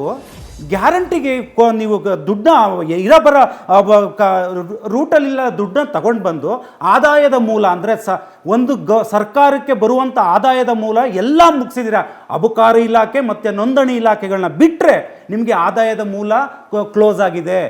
ಇದಕ್ಕೆ ಏನಕ್ಕೆ ಅಂದರೆ ಈಗ ಏನು ಸರ್ಕಾರದ ಸಚಿವರುಗಳಿದ್ದಾರೆ, ಶಾಸಕರುಗಳಿದ್ದಾರೆ, ಕಾಂಗ್ರೆಸ್ನ ಶಾಸಕರುಗಳು ಹೇಳಿರೋದು, ಕಾಂಗ್ರೆಸ್ನ ಸಚಿವರುಗಳು ಹೇಳಿದ್ದು. ಅಂದರೆ ಉದಾಹರಣೆ, ನನಗೇನಾದ್ರೂ ಗ್ಯಾರಂಟಿ ಇರಲಿಲ್ಲ ಅಂದರೆ ನನ್ನ ಕ್ಷೇತ್ರಕ್ಕೆ 500 ಕೋಟಿ ಅನುದಾನ ಬರ್ತಿತ್ತು. ಇವತ್ತಿಲ್ಲಮ್ಮ, ನಾನು ಎಲ್ಲಿಂದ ಖರ್ಚು ತಗೊಂಡು ಬರಲಿ? ಯಾವ ಶಿಕ್ಷಣ ಸಂಸ್ಥೆ ಉದ್ಧಾರ ಮಾಡಲಿ? ಯಾವ ಆರೋಗ್ಯ ಸಂಸ್ಥೆ ಉದ್ಧಾರ ಮಾಡಲಿ? ನನ್ನ ಕೈಲಿಕ್ಕೆ ಕಿಟಕಿದು ಗ್ಲಾಸ್ ಹಾಕ್ಸೋಕ್ಕೂ ದುಡ್ಡಿಲ್ಲ ಅಂತ ಹೇಳಿದವರು ಬೇರೆ ಪಕ್ಷದವರಲ್ಲ, ಕಾಂಗ್ರೆಸ್ ಅವರು. ಮತ್ತು ಆರೋಗ್ಯ ಸಚಿವರು ಹೇಳ್ತಾರೆ, ದಿನೇಶ್ ಗುಂಡೂರಾವ್ ಅವರು, ಒಬ್ಬರು ನರ್ಸ್ ಬಂದು ಕೇಳ್ತಾರೆ, ಸರ್ ಇಲ್ಲಿ ಕುಡಿಯುವ ನೀರಿನ ವ್ಯವಸ್ಥೆ ಇಲ್ಲ, ಹಾಸ್ಪಿಟ್ಲ್ ಅನುದಾನ ಇಲ್ಲಮ್ಮ, ಅನುದಾನ ಇಲ್ಲ, ಎಲ್ಲ ಗ್ಯಾರಂಟಿಗೆ ಹಾಕಿದ್ದೀವಲ್ಲ. ಯಾರು ಹೇಳ್ತಾರೆ? ಅದು ಕಾಂಗ್ರೆಸ್ನ ಸರ್ಕಾರದ ಸಚಿವರುಗಳು, ಶಾಸಕರು ಹೇಳ್ತಿದ್ದಾರೆ. ನನ್ನ ಪ್ರಶ್ನೆ, ಗ್ಯಾರಂಟಿ ಮೂಲಭೂತ ಸೌಕರ್ಯಗಳಿಗೆ ಒತ್ತು ಕೊಡೋದಲ್ಲ, ಗ್ಯಾರಂಟಿ ಅಭಿವೃದ್ಧಿ ಯೋಜನೆಗಳಿಗೆ ಒತ್ತು ಕೊಡೋದಲ್ಲ. ಗ್ಯಾರಂಟಿ ನೀವು ಕೊಡ್ತಿದ್ದೀರಾ. ನೀವು 70 ವರ್ಷ ಅಧಿಕಾರ ಮಾಡಿದಂಥವ್ರು ಇವತ್ತು ಗ್ಯಾರಂಟಿ ಕೊಡುವಂಥ ಅನಿವಾರ್ಯತೆ ಇದೆಯಾ? ಸರ್, ನನ್ನ ಒಂದು ಹಿತಿಮಿತಿನಲ್ಲಿ ಹೇಳ್ಬೇಕಂದ್ರೆ, ಇವತ್ತು ಗ್ಯಾರಂಟಿ ಕೊಡ್ತಾ ಹೋದ್ರೆ ನಾಳೆ ದಿನ ರಾಜಕೀಯ ವ್ಯವಸ್ಥೆ ಎಲ್ಲೋಗುತ್ತೆ? ನೀವು ಸ್ವಾವಲಂಬಿಗಳಾಗ ಮಾಡಿ, ಮಹಿಳೆಯರಿಗೆ ಗುಡಿ ಕೈಗಾರಿಕೆಗಳನ್ನ ಕಟ್ಕೊಡಿ. ನಿಮ್ಮ ಪಾಯಿಂಟ್ ನನಗೆ ಅರ್ಥ ಆಯ್ತು. ನಾನೊಮ್ಮೆ ಬಿ.ವಿ. ಶಿವಶಂಕರ್ ಹಿರಿಯ ಪತ್ರಕರ್ತರು ಜಾಯ್ನ್ ಆದರು. ಸರ್ ನಮಸ್ಕಾರ. ಬಹುಶಃ ತಾವು ಕೂಡ ಕಣದಲ್ಲಿ ಗಮನಿಸ್ತಾ ಇದ್ದೀರಿ, ಗ್ಯಾರಂಟಿ ವಿಚಾರ ದೊಡ್ಡ ಮಟ್ಟದಲ್ಲಿ ಈ ಬಾರಿ ಸೌಂಡ್ ಮಾಡ್ತಾ ಇದೆ. ಮೋದಿ ಕಿ ಗ್ಯಾರಂಟಿ ಅಂತ ಅವರು, ನಾವು ಕೊಟ್ಟ 5 ಗ್ಯಾರಂಟಿ ಅಂತ ಇವರು. ಏನು ಹೇಳ್ತೀರಿ ಸರ್? ಎಲೆಕ್ಷನ್ ಚಿತ್ರಣವನ್ನೇ ಬದಲಾಯಿಸಿದೆಯಾ ಈ ಗ್ಯಾರಂಟಿ ಭರವಸೆಗಳು? ರಕ್ಷಿತ್, ಇಲ್ಲಿ ಈ ವೆಲ್ಫೇರ್ ಸ್ಕೀಮ್ಸ್ ಅನ್ನೋದಿದೆಯಲ್ಲ, ಅದು ಅಂದ್ರೆ ಕಲ್ಯಾಣ ಕಾರ್ಯಕ್ರಮಗಳು ಮತ್ತೆ ಈ ಚುನಾವಣಾ ಆಶ್ವಾಸನೆಗಳು, ಇವೆಲ್ಲ ಈ ನಮ್ಮ ದೇಶಕ್ಕೆ ಹೊಸದೇನಲ್ಲ. ಈಗ ಇದೇ ಮೋದಿ ಸರ್ಕಾರ 2019 ಎಲೆಕ್ಷನ್ ಅಂದ್ರೆ 2023 ಎಲೆಕ್ಷನ್ ಮುಂಚೆ ಇಲ್ಲಿ ಬಿಜೆಪಿ ಗವರ್ನಮೆಂಟ್ ಇದ್ದಾಗ ಕಿಸಾನ್ ಸಮ್ಮಾನ್ ಯೋಜನಾ ಅಂತ ಕೊಟ್ಟು ವರ್ಷಕ್ಕೆ ಅಂದ್ರೆ ತಿಂಗಳಿಗೆ ರೈತರಿಗೆ 6,000 ರೂಪಾಯಿ ಕೊಡುವಂತ ಒಂದು ಘೋಷಣೆ ಏನಾದ್ರು ಸ್ಕೀಮ್ ಅನ್ನ ಅನುಷ್ಠಾನ ಮಾಡಿತ್ತು. ಅದನ್ನ ಫ್ರೀ ಬಿ ಅಂತ ಕರಿತೀರಾ, ಅವ್ರು ಹೇಳ್ದಂಗೆ ರೇವಡಿ ಅಂತ ಕರಿತೀರಾ, ಅಥವಾ ಬಿಟ್ಟಿನಾ ನಮಗ್ ಗೊತ್ತು, ಬಿಟ್ಟಿ ಭಾಗ್ಯನ ಗೊತ್ತಿಲ್ಲ. ಅಂದ್ರೆ ಅದಿತ್ತು ಅಂತ ನಾನು ಹೇಳ್ತಾರೆ. ಈಗ ಇವರು KCR ಅವರು ಕೂಡ ಮಾಡಿದ್ರು. ಏನಂದ್ರೆ ಇದು ರೈತ ಭಾಗ್ಯ ಅನ್ನುವಂಥದ್ದು, ರೈತ ಬಂಧು ಅಂತ ಒಂದು ಸ್ಕೀಮು, ಈ ತರ ದುಡ್ಡು ಕೊಡುವಂಥದ್ದು, ಇದೆಲ್ಲ ಇತ್ತು. ಆದ್ರೆ ಇದು ಗ್ಯಾರಂಟಿ ಅನ್ನೋದು ಈ ಸಾರಿ ಒಂದು ಕೀವರ್ಡ್ ಆಗಿದೆ. ಅಂದ್ರೆ ಗ್ಯಾರಂಟಿ ಅನ್ನೋದು ಒಂಥರ ಕೀವರ್ಡ್ ತರ ಪಂಚ್ ಆಗಿದೆ. ಇದನ್ನ ಫಸ್ಟ್ ಯೂಸ್ ಮಾಡಿದವರು ಕರ್ನಾಟಕ ಮಾಡಲ್ ಅಂತ ಕಾಂಗ್ರೆಸ್ನವರು ಅದನ್ನ ಮಾರ್ಕೆಟ್ ಮಾಡೋದಕ್ಕೆ ಪ್ರಯತ್ನ ಪಡ್ತಾರೆ. ಅದು ಫಸ್ಟ್ ಯೂಸ್ ಮಾಡಿದ್ದು ಕರ್ನಾಟಕನೂ ಅಲ್ಲ, ಕಾಂಗ್ರೆಸ್ ಅಲ್ಲ. ಫಸ್ಟ್ ಅದನ್ನ ಗ್ಯಾರಂಟಿಯನ್ನ ಪದವನ್ನ ಬಳಕೆ ಮಾಡಿ ಗ್ಯಾರಂಟಿ ಸ್ಕೀಮ್ಸ್ ಅಂತ ಇಂಪ್ಲಿಮೆಂಟ್ ಮಾಡಕ್ ಹೊರಟಿದ್ದು, ಎಲೆಕ್ಷನ್ ಇಶ್ಯೂ ಮಾಡಿದ್ದು ಆಮ್ ಆದ್ಮಿ ಪಾರ್ಟಿ ಡೆಲ್ಲಿನಲ್ಲಿ. ಅವರು ಎಲೆಕ್ಷನ್ ಮುಂಚೆ ನಾವು ಗ್ಯಾರಂಟಿ ಇದು ಏನು ಆಶ್ವಾಸನೆಗಳನ್ನು ಕೊಡ್ತೀವಿ, ಗ್ಯಾರಂಟಿ ಕಾರ್ಡ್ಸ್ ಅನ್ನ ಕೊಟ್ರು ಮನೆಗೆ. ಅದು ಇವರು ಕಾಂಗ್ರೆಸ್ನವರು they barred it from Aam Aadmi Party in 2023. ಅದು ಏನಾಯ್ತು, ಒಂದು 5 ಗ್ಯಾರಂಟಿಗಳು ಇದು ವರ್ಕ್ ಆಯ್ತು. ಮತ್ತೇನಂದ್ರೆ ಅದ್ರ ಜೊತೆಗೆ ಬೇಕಾದಷ್ಟು ಇಶ್ಯೂಸ್ ಇತ್ತು. 40% PCM ಈ ತರದೆಲ್ಲ ಕ್ಯಾಂಪೇನ್ ಗಳನ್ನ ಮಾಡ್ಕೊಂಡಿದ್ರು. ಬಿಜೆಪಿ ದುರ್ಬಲವಾಗಿತ್ತು. ಕೊನೆಗೆ ಕಾಂಗ್ರೆಸ್ ಗೆದ್ದಿದ್ದು ನಿಜ. ಆದ್ರೆ ಇದೇ ಗ್ಯಾರಂಟಿ ಸ್ಕೀಮ್ಸ್ ಮಧ್ಯಪ್ರದೇಶ, ರಾಜಸ್ಥಾನಲ್ಲಿ ವರ್ಕ್ ಆಗ್ಲಿಲ್ಲ. ತೆಲಂಗಾಣದಲ್ಲಿ ಸ್ವಲ್ಪ ಮಟ್ಟಿಗೆ ವರ್ಕ್ ಆಗಿ ಅವ್ರು ಗೆದ್ರು, ಅದೆಲ್ಲ ಸರಿ. ಇದು ಗ್ಯಾರಂಟಿಯಿಂದ ಕಾಂಗ್ರೆಸ್ ಗೆಲ್ತಾ ಸೋಲ್ತಾ ಅಂತ ಅನ್ನುವಂತ ಒಂದು ಇದ್ರ ನಡೀತಾ ಇರುವಾಗ್ಲೇನೆ ಈ ಗ್ಯಾರಂಟಿಗೆ ನಿಜವಾದಂತ ಒತ್ತು ಕೊಟ್ಟು ಗ್ಯಾರಂಟಿಯನ್ನ ಎಂಡಾರ್ಸ್ ಮಾಡಿದ್ದು ಬೇರೆ ಯಾರಲ್ಲ, ಬಿಜೆಪಿನವರೇ. ಯಾಕೆಂದ್ರೆ ಕರ್ನಾಟಕದಲ್ಲಿ ಗ್ಯಾರಂಟಿ ಇದ್ರೆ ಮೋದಿ ಕಿ ಗ್ಯಾರಂಟಿ ಅಂತ ಇವರು ಮೋದಿ ಅವ್ರು ತಗೊಂಡ್ ಬಂದ್ರು. ಅಂದ್ರೆ ಇಲ್ಲಿ ಗ್ಯಾರಂಟಿ ಅನ್ನೋ ಪದಕ್ಕೆ ಒಂದು ಕ್ರಿಡೆನ್ಸ್ ಇದೆ. ಈ ಗ್ಯಾರಂಟಿ ಅಂದ್ರೆ ಒಂದ್ ರೀತಿಯಲ್ಲಿ ರೆಸ್ಪಾಂಡ್ ಮಾಡ್ದಂಗಾಯ್ತು. ಅಂದ್ರೆ ಕಾಂಗ್ರೆಸ್ ಒಂದು ಅಜೆಂಡಾನ ಸೆಟ್ ಮಾಡ್ತು, ಬಿಜೆಪಿ ರಿಯಾಕ್ಟ್ ಮಾಡ್ತು ಅಂತ. ಇಲ್ಲ, ನಮ್ಗೆ ನೀವು ಗ್ಯಾರಂಟಿ ಅನ್ನೋದೇ ಬೋಗಸ್ರಿ, ನಾವು ಗ್ಯಾರಂಟಿ ಅನ್ನೋದು ಬೇಕಾಗಿಲ್ಲ, ನಮ್ಗೇನೋ ಬೇರೆ ಇದೆ, ಹಿಂದುತ್ವ ಇದೆ, ಅಯೋಧ್ಯೆ ಇದೆ, ಮೋದಿ ಅವರ ಬೆಳವಣಿಗೆ ಇದೆ, ಅವ್ರ ಅಭಿವೃದ್ಧಿ ಇದೆ, ಆ ತರದ್ದೆಲ್ಲ ಹೇಳ್ಕೊಂಡ್ ಬಂದಿದ್ರೆ ಇವತ್ತು ಗ್ಯಾರಂಟಿ ಅನ್ನೋ ಪದಾನೇ ಮೋಸ್ಟ್ಲಿ ಕರ್ನಾಟಕದಲ್ಲಿ ನಾವು ಕೇಳಿಸ್ಕೊಳ್ತಾ ಇರ್ಲಿಲ್ಲ. ಈಗ ಏನಂತಂದ್ರೆ ಬಿಜೆಪಿಯ ಕಾಂಗ್ರೆಸ್ನ ಗ್ಯಾರಂಟಿ ಅಂದ ತಕ್ಷಣ ಇವರು ಮೋದಿ ಅವರು ಹೇಳಿದ್ರು ಮೋದಿ ಕಿ ಗ್ಯಾರಂಟಿ ಅಂತ. So that is why the word has become guarantee. The word guarantee has become election issue ಇನ್ ಕರ್ನಾಟಕ. ಅದಕ್ಕೆ ಬಿಜೆಪಿನೇ ಬಹಳ ದೊಡ್ಡ ಕಾರಣ ಅಂತ ನಾನು ಹೇಳ್ತೀನಿ. ಅದ್ರ ಮೇಲ್ಗಡೆ ಕಾಂಗ್ರೆಸ್ ಮಾರ್ಕೆಟ್ ಮಾಡ್ಕೊಂಡು ಹೋಗ್ತಾ. ಅದಕ್ಕೆ ಮುಂಚೆ ಏನಿತ್ತು ಹೇಳಿ, ಕಾಂಗ್ರೆಸ್ ಅವರಿಗೆ ನಮ್ಗೆ ಇದು ಕೇಂದ್ರದಿಂದ ರಾಜ್ಯ ಸರ್ಕಾರಕ್ಕೆ ಅನ್ಯಾಯ ಆಗಿದೆ, ಇವರು ಬರ ಪರಿಹಾರ ಕೊಟ್ಟಿಲ್ಲ, ಆಮೇಲೆ ಎರಡನೇದು ಇದು ಏನು ನಿಧಿ ಟ್ಯಾಕ್ಸ್ ಡೆವಲ್ಯೂಷನ್ ಅಲ್ಲಿ ನಮ್ಗೆ ಅನ್ಯಾಯ ಆಗಿದೆ, ನಾರ್ತ್ ವರ್ಸಸ್ ಸೌತ್ ಇದೆಲ್ಲ ಬರ್ತಾ ಇತ್ತು, ಕನ್ನಡ ಅಸ್ಮಿತೆ, ಕರ್ನಾಟಕ ಇದೆಲ್ಲ ಬರ್ತಾ ಇತ್ತು. ಇವತ್ತು ಗ್ಯಾರಂಟಿ ಅಂತಾನೆ ಕೂತಿದ್ದಾರೆ. ಯಾಕೆ ಅಂದ್ರೆ ಬಿಜೆಪಿ ಮೋದಿ ಕಿ ಗ್ಯಾರಂಟಿ ಅಂತ ಇದಾರಲ್ಲ, ಆ ಗ್ಯಾರಂಟಿ ಅನ್ನೋ ವರ್ಡ್ ಕೀ ವರ್ಡ್ ಆಗೋದಕ್ಕೆ ಕಾಂಗ್ರೆಸ್ ಎಷ್ಟು ಕಾರಣನೋ ಅದಕ್ಕಿಂತ ಹೆಚ್ಚು ಕಾರಣ ಬಿಜೆಪಿ ಕಾರಣ ಆಯ್ತು. ಅತಿಥಿಗಳ ಮುಂದೆ ಒಂದಿಷ್ಟು ಪ್ರಶ್ನೆಗಳನ್ನ ಇಟ್ವಿ ಗ್ಯಾರಂಟಿಯ ವಿಚಾರಕ್ಕೆ ಸಂಬಂಧಿಸಿ. ಇದೇ ಪ್ರಶ್ನೆಯನ್ನ ಜನರ ಮುಂದೆಯೂ ಕೂಡ ಇಟ್ಟಿದ್ವಿ. ಬಳ್ಳಾರಿಯ ಜನರ ಅಭಿಪ್ರಾಯ ಏನಿದೆ ಈ ವಿಚಾರಕ್ಕೆ ಸಂಬಂಧಿಸಿ ನೋಡೋಣ. ಯಾರು ಗ್ಯಾರಂಟಿ ಆದ್ರೆ ರೈತರಿಗಂತೂ ಒಳ್ಳೇದು ಮಾಡಿಲ್ಲಲ್ಲ ಸರ್. ಯಾರು ಏನ್ ಮಾಡಿದ್ರೆ, ಯಾವ ಸರ್ಕಾರ ಏನೂ ಮಾಡಿಲ್ರಿ. ಏನ್ ಮಾಡ್ಯಾರ ಅವರೇ ರೈತರ ಸಂಪರ್ಕಕ್ಕೆ ಅದು ಮಾಡ್ಬೇಕು ಇದು ಮಾಡ್ಬೇಕು ಅಂತ ಹೇಳ್ತಾರೆ, ಏನೂ ಮಾಡಿಲ್ಲ. ಹೆಣ್ಮಕ್ಳಿಗೆ ಬಸ್ಸು ಫ್ರೀ, ಅದು ಫ್ರೀ. ಏನೈತಿ ಸರ್, ಮೋದಿ ಗೆದ್ರು ಕೂಡ ಏನ್ ಮಾಡ್ಯಾನ, ಏನು ಮಾಡಿಲ್ಲ. ಆತನ ಸರ್ಕಾರಕ್ಕೆ ಆತದ್ದ, ಸಿದ್ದರಾಮಯ್ಯ ಮಾಡಿಲ್ಲ, ಅವರು ಮಾಡಿಲ್ಲ. ಮೋದಿ ಗ್ಯಾರಂಟಿ ಕೊಡ್ತಾನೆ ಅಂತಾರ. ಡಿಲ್ಲಿನಾಗ ಯಾಕೆ ರೈತರು ಸ್ಟ್ರೈಕ್ ಮಾಡ್ತಾ ಇದ್ರು? ಗ್ಯಾರಂಟಿ ಕೊಡಿದ್ರೆ ಗ್ಯಾರಂಟಿ ಕೊಡಿದ್ರೆ ಸ್ಟ್ರೈಕ್ ಮಾಡಿ ಅವಶ್ಯಕತೆ ಇಲ್ಲ ರೈತರಿಗೆ. ಹೋದ 19ನಾಗ ಸ್ಟ್ರೈಕ್ ಮಾಡಿ ಇದು ಮಾಡಿಬಿಟ್ರು, ಅದಕ್ಕೆ ಭರವಸೆ ಕೊಟ್ಟಿಲ್ಲ ಈಶ್ವರ್ಗೆ. ಸಿದ್ದರಾಮಯ್ಯ ಹೆಣ್ಮಕ್ಳಿಗೊಂದು ಕೊಡ್ತಾರ, ನಮ್ಮ ಆಟೋ ಡ್ರೈವರ್ಗೆ ಏನು ಕೊಡ್ತಾರ? ಆಟೋ ಡ್ರೈವರ್ ಜೀವನ ಹಾಲು ಹೋಗ್ತದೆ. ಸಿದ್ದರಾಮಯ್ಯ 2,000 ರೂಪಾಯಿ ಹಾಕ್ಯಾನ, ಇಲ್ಲ ಅಂಬೇಕಲ್ಲ ನಾನೇನು. ಈ 2,000 ರೂಪಾಯಿ ಹಾಕಿದ್ದು ಏನೈತೆ? 2,000ಕ್ಕ ಒಂದು ಅಕ್ಕಿ ಪ್ಯಾಕೆಟ್ 1700 ಬಂತ, ಕೆಜಿ ಒಂದು ಪ್ಯಾಕೆಟ್ ಬಂತ. ಅವೆರಡ ತಿನ್ಬೇಕಾ? ಅಕ್ಕಿ 5 kg ಕೊಟ್ಟು ಬಂದ, ಅದೇ ಇಲ್ಲ ಏನಿಲ್ಲ. ಅದು 2,000 ಬಂದವ್ರು ಬಂದೈತೆ, ಇಲ್ಲಾಂದ್ರೆ ಇಲ್ಲ. ಅದು ಕೂಡ ಬಡವ್ರು ಏನು ಮಾಡ್ಬೇಕು? ಏನೋ ಒಂದು ರೋಡ್ ಕೂಡ ಮಾಡಿಲ್ಲ, ಒಂದು ಪುಟ್ಟಿ ಮಣ್ಣು ಹಾಕಿಲ್ಲ. ಬರೀ ಇದು ಕೂಡ ಬಸ್ಸಿಗೆ ಹೋದ್ರೆ ಅದು ಹೋಗಕ್ಕೆ ಇದಕ್ಕೆ ಹೋಗಕ್ಕೆ ಸರಿ ಇರುತ್ತೆ. 2 ಬಸ್ನಾಗ ಗಂಡು ಮಕ್ಕಳು ಗುಡಿಯಾಗ ಹೆಂಗೆ ಕೊಡ್ತಾನೆ? ಅರ್ಧ ಮಂದಿ ಹಾಕಿನ, ಅರ್ಧ ಮಂದಿ ಹಾಕಿಲ್ಲ. ಮೋದಿ ಅಂದ್ರೆ 70,000 ಕಾಂಗ್ರೆಸ್ನವ್ರು ಆಳಿದ್ರೆ ಏನು ಮಾಡಿಲ್ಲ ಕೇಂದ್ರದಾಗ. ಈ ಮೋದಿ ಮಾಡ್ಯಾನ.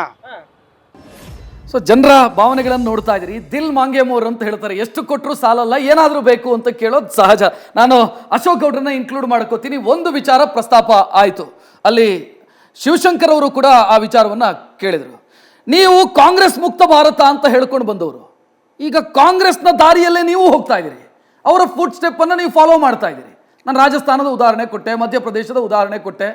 ಸೊ ಅದು ಓಟು ತಂದು ಕೊಡುತ್ತೆ ಅನ್ನೋ ಕಾರಣಕ್ಕಾಗಿ ನೀವು ಅದನ್ನ ಅಪ್ಪಿಕೊಂಡಿರೋದು. ಹಾಗಿದ್ರೆ ನೋಡಿ, ಕಾಂಗ್ರೆಸ್ಗೆ ಮತ್ತು ಬಿಜೆಪಿಗೆ ಇರತಕ್ಕಂಥ ಮೂಲ ಸಿದ್ಧಾಂತ, ಮೂಲ ಡಿಫ್ರೆನ್ಸ್ ಇಲ್ಲೇ ಇರತಕ್ಕಂಥದ್ದು. ಅವ್ರಿಗೆ ವಿಷನ್ಲೆಸ್ ಆಗಿ ಚುನಾವಣೆ ಗೆಲ್ಲಕ್ಕೋಸ್ಕರವಾಗಿ ಏನೋ ಒಂದು 2,000 ರೂಪಾಯಿ ಕರೆಂಟು ಇಂಥದ್ದೆಲ್ಲ ಕೊಡ್ತಾರೆ. ಆದರೆ ನಾವೇನು ಮಾಡ್ತಿದ್ದೀವಿ ಅಂತ ಹೇಳಿ ಇನ್ನೊಂದು ಎಕ್ಸ್ಪ್ಲೈನ್ ಮಾಡ್ಬಿಡ್ತೀನಿ ನಿಮಗೆ. ಒಂದು ಸ್ವಲ್ಪ ನಂಗೆ ಡಿಸ್ಟರ್ಬ್ ಮಾಡಿದೆ ಬಿಡಿ.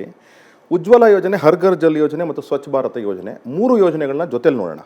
ಉಜ್ವಲ ಯೋಜನೆ ಏನಕ್ಕೆ ಕೊಟ್ವಿ? ಬರೀ ಏನು ಗ್ಯಾಸ್ ಸಿಲಿಂಡರ್ ಕೊಟ್ವಾ? ಗ್ಯಾಸ್ ಸಿಲಿಂಡರ್ ಕೊಟ್ಟಿದ್ದಲ್ಲ ಅದು. ಉಜ್ವಲ ಯೋಜನೆ ಕೊಟ್ಟಾಗ ಏನಾಯಿತು, ಆ ಹೆಣ್ಣುಮಗಳು ಯಾರಿದ್ಲು ಆಕೆಗೆ ಆರೋಗ್ಯ ಸೇವೆ ಆಯಿತು. ಏನು, ಆಕೆ ಹೊಗೆ ಕುಡ್ದು ಏನು ಇದಾಗ್ತಿತ್ತು, ಕಾಡಿನ ಸಂರಕ್ಷಣೆ ಆಯಿತು.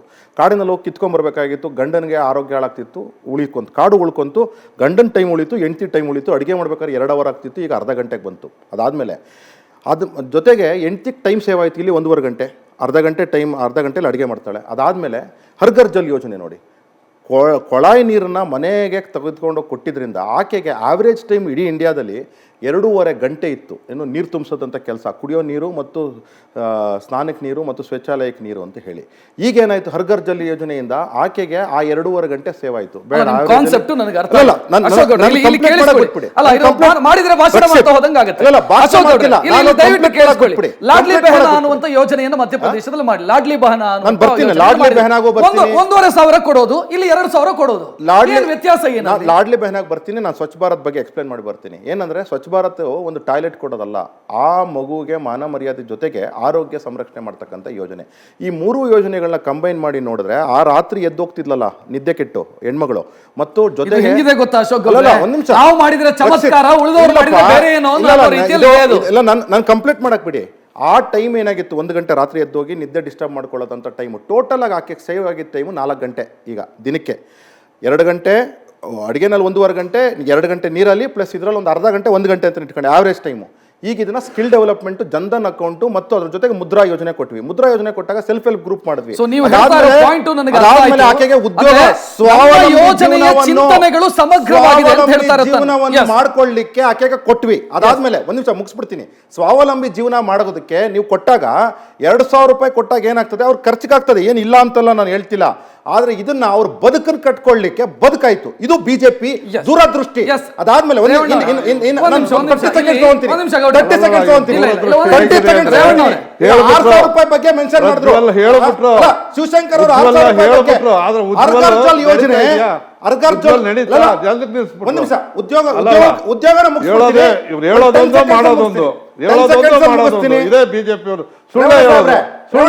$10 seconds ಮುಗಿಸ್ತೀನಿ. ಉದ್ಯೋಗ ನೋಡಿ, ಇಷ್ಟನ್ನ ದೂರದೃಷ್ಟಿ ಇಟ್ಕೊಂಡು ಮಾಡಿದ್ವಿ. ಉದ್ಯೋಗ ಎಷ್ಟು ಸೃಷ್ಟಿ ಆಯ್ತು? ಮುದ್ರಾ ಯೋಜನೆ ಕೊಟ್ಟವಲ್ಲ, 8 ಕೋಟಿ ಜನ ಹೊಸಬರಿಗೆ ಲೋನ್ ಕೊಟ್ಟಿರೋದು. ಅದರಲ್ಲಿ 8 ಕೋಟಿ ಜನ ಮುದ್ರಾ ಯೋಜನೆ. ನೀವು 8 ಕೋಟಿ ಅಂತೀರಿ, ಪಿಎಂ ವೆಬ್ಸೈಟ್ ಅಲ್ಲಿ 30 ಕೋಟಿ ಲೋನ್ ಕೊಟ್ವಿ ಅಂತಿದೆ. ಪಿಎಂ ವೆಬ್ಸೈಟ್ ಅಲ್ಲಿ 30 ಕೋಟಿ ಲೋನ್ ಕೊಟ್ಟಿದ್ದೀವಿ. ನಾನು 1 ನಿಮಿಷ, ನಾನು ಸ್ಪಷ್ಟೀಕರಣ ನೀವು ಕೇಳಿದ್ರೆ ತುಂಬಾ ಚೆನ್ನಾಗಿದೆ.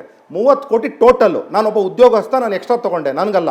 ಅಶ್ವಿನ್ ಒಬ್ಬ ಹೊಸ ಉದ್ಯೋಗಿ, ಅವ್ರಿಗೆ ಹೊಸ ಉದ್ಯೋಗ ಎಷ್ಟು ಬಂತು? ಅಶ್ವಿನ್ ತಗೊಂಡಿದ್ದು ಹೊಸ ಉದ್ಯೋಗ 8 ಕೋಟಿ, ನಾನು ತಗೊಂಡಿದ್ದು ಹಳೆ ಉದ್ಯೋಗ, ನನಗೆ ಬೇಡ ಬಿಡಿ, ನನ್ನ ಲೆಕ್ಕ ತಗೊಂಡ್ಬಿಡಿ. 8 ಕೋಟಿ ಹೊಸ ಉದ್ಯೋಗ, 16 ಕೋಟಿ ಅದರಲ್ಲಿ ಸೃಷ್ಟಿ ಆಯ್ತು. ಸ್ವನಿಧಿ ಯೋಜನೆ 50 ಲಕ್ಷ, 29.5 ಕೋಟಿ ಉದ್ಯೋಗ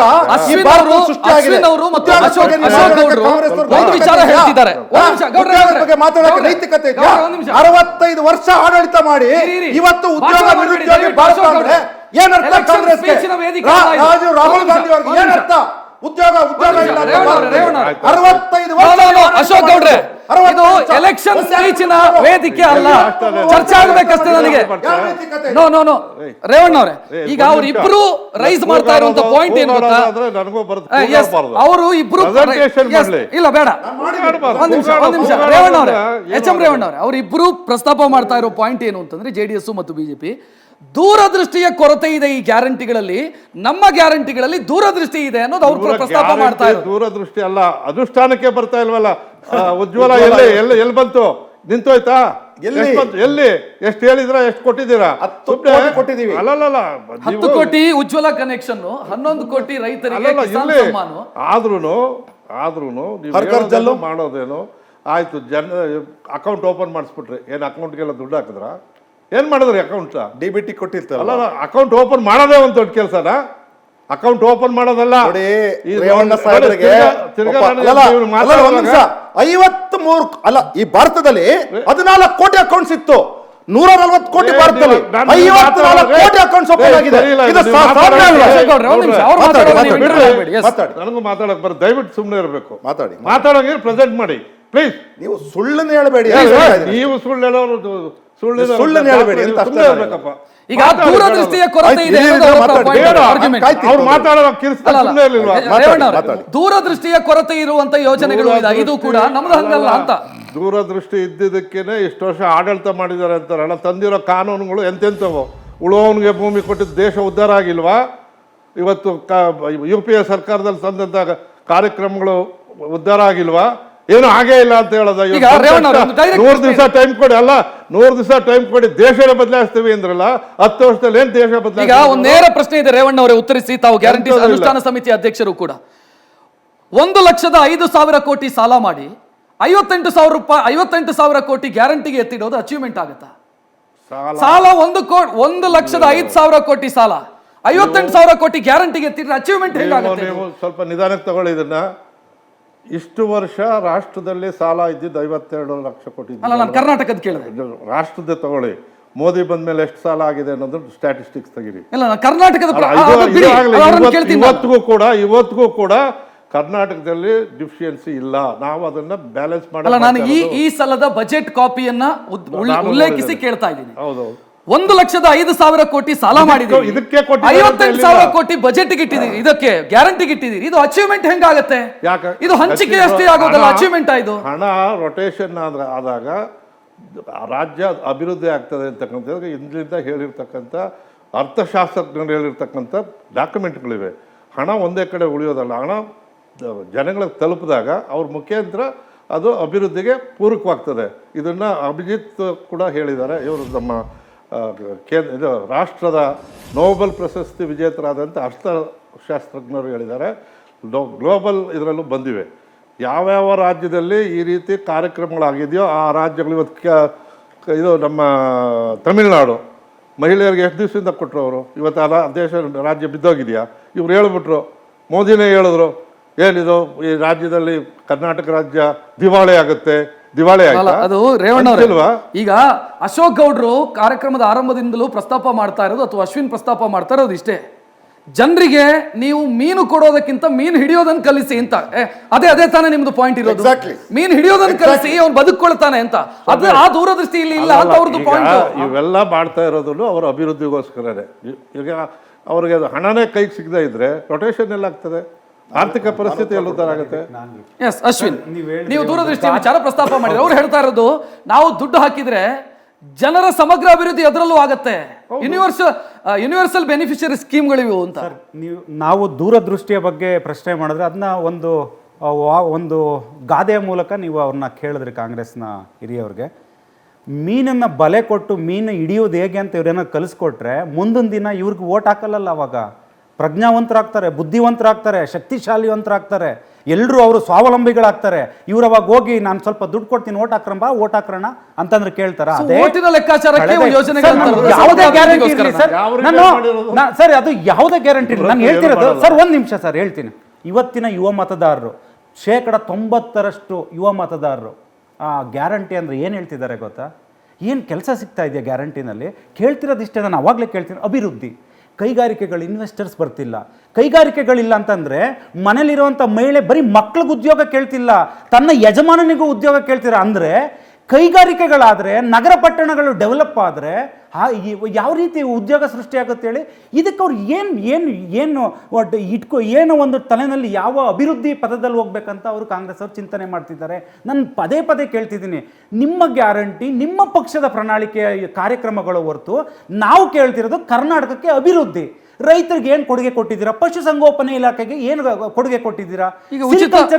ಉಚಿತ ವಿದ್ಯುತ್ ತೆಗೆದುಕೊಳ್ತಾ ಇರೋರು, ಉಚಿತ ವಿದ್ಯುತ್ ತೆಗೆದುಕೊಳ್ಳುತ್ತಾ ಇರೋರು ಪೈಕಿ ಉಚಿತವಾಗಿ ಗೃಹ ಲಕ್ಷ್ಮಿ ಯೋಜನೆಯಲ್ಲಿ 2,000 ರೂಪಾಯಿ ಮಾಸಿಕ ರೈತರ ಹೆಣ್ಮಕ್ಳು ಇಲ್ವಾ ಸರ್?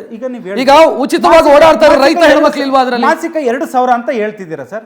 ಇವತ್ತು ನಾನು ಪುನಃ ಕಾಂಗ್ರೆಸ್ನವ್ರಿಗೆ ಕ್ವಶನ್ ಮಾಡ್ತಿದ್ದೀನಿ. 1,35,00,000 ಮಹಿಳೆಯರಿಗೆ ತಲುಪ್ತಾ ಇದೆ ಅಂತ ಹೇಳ್ತಾರೆ.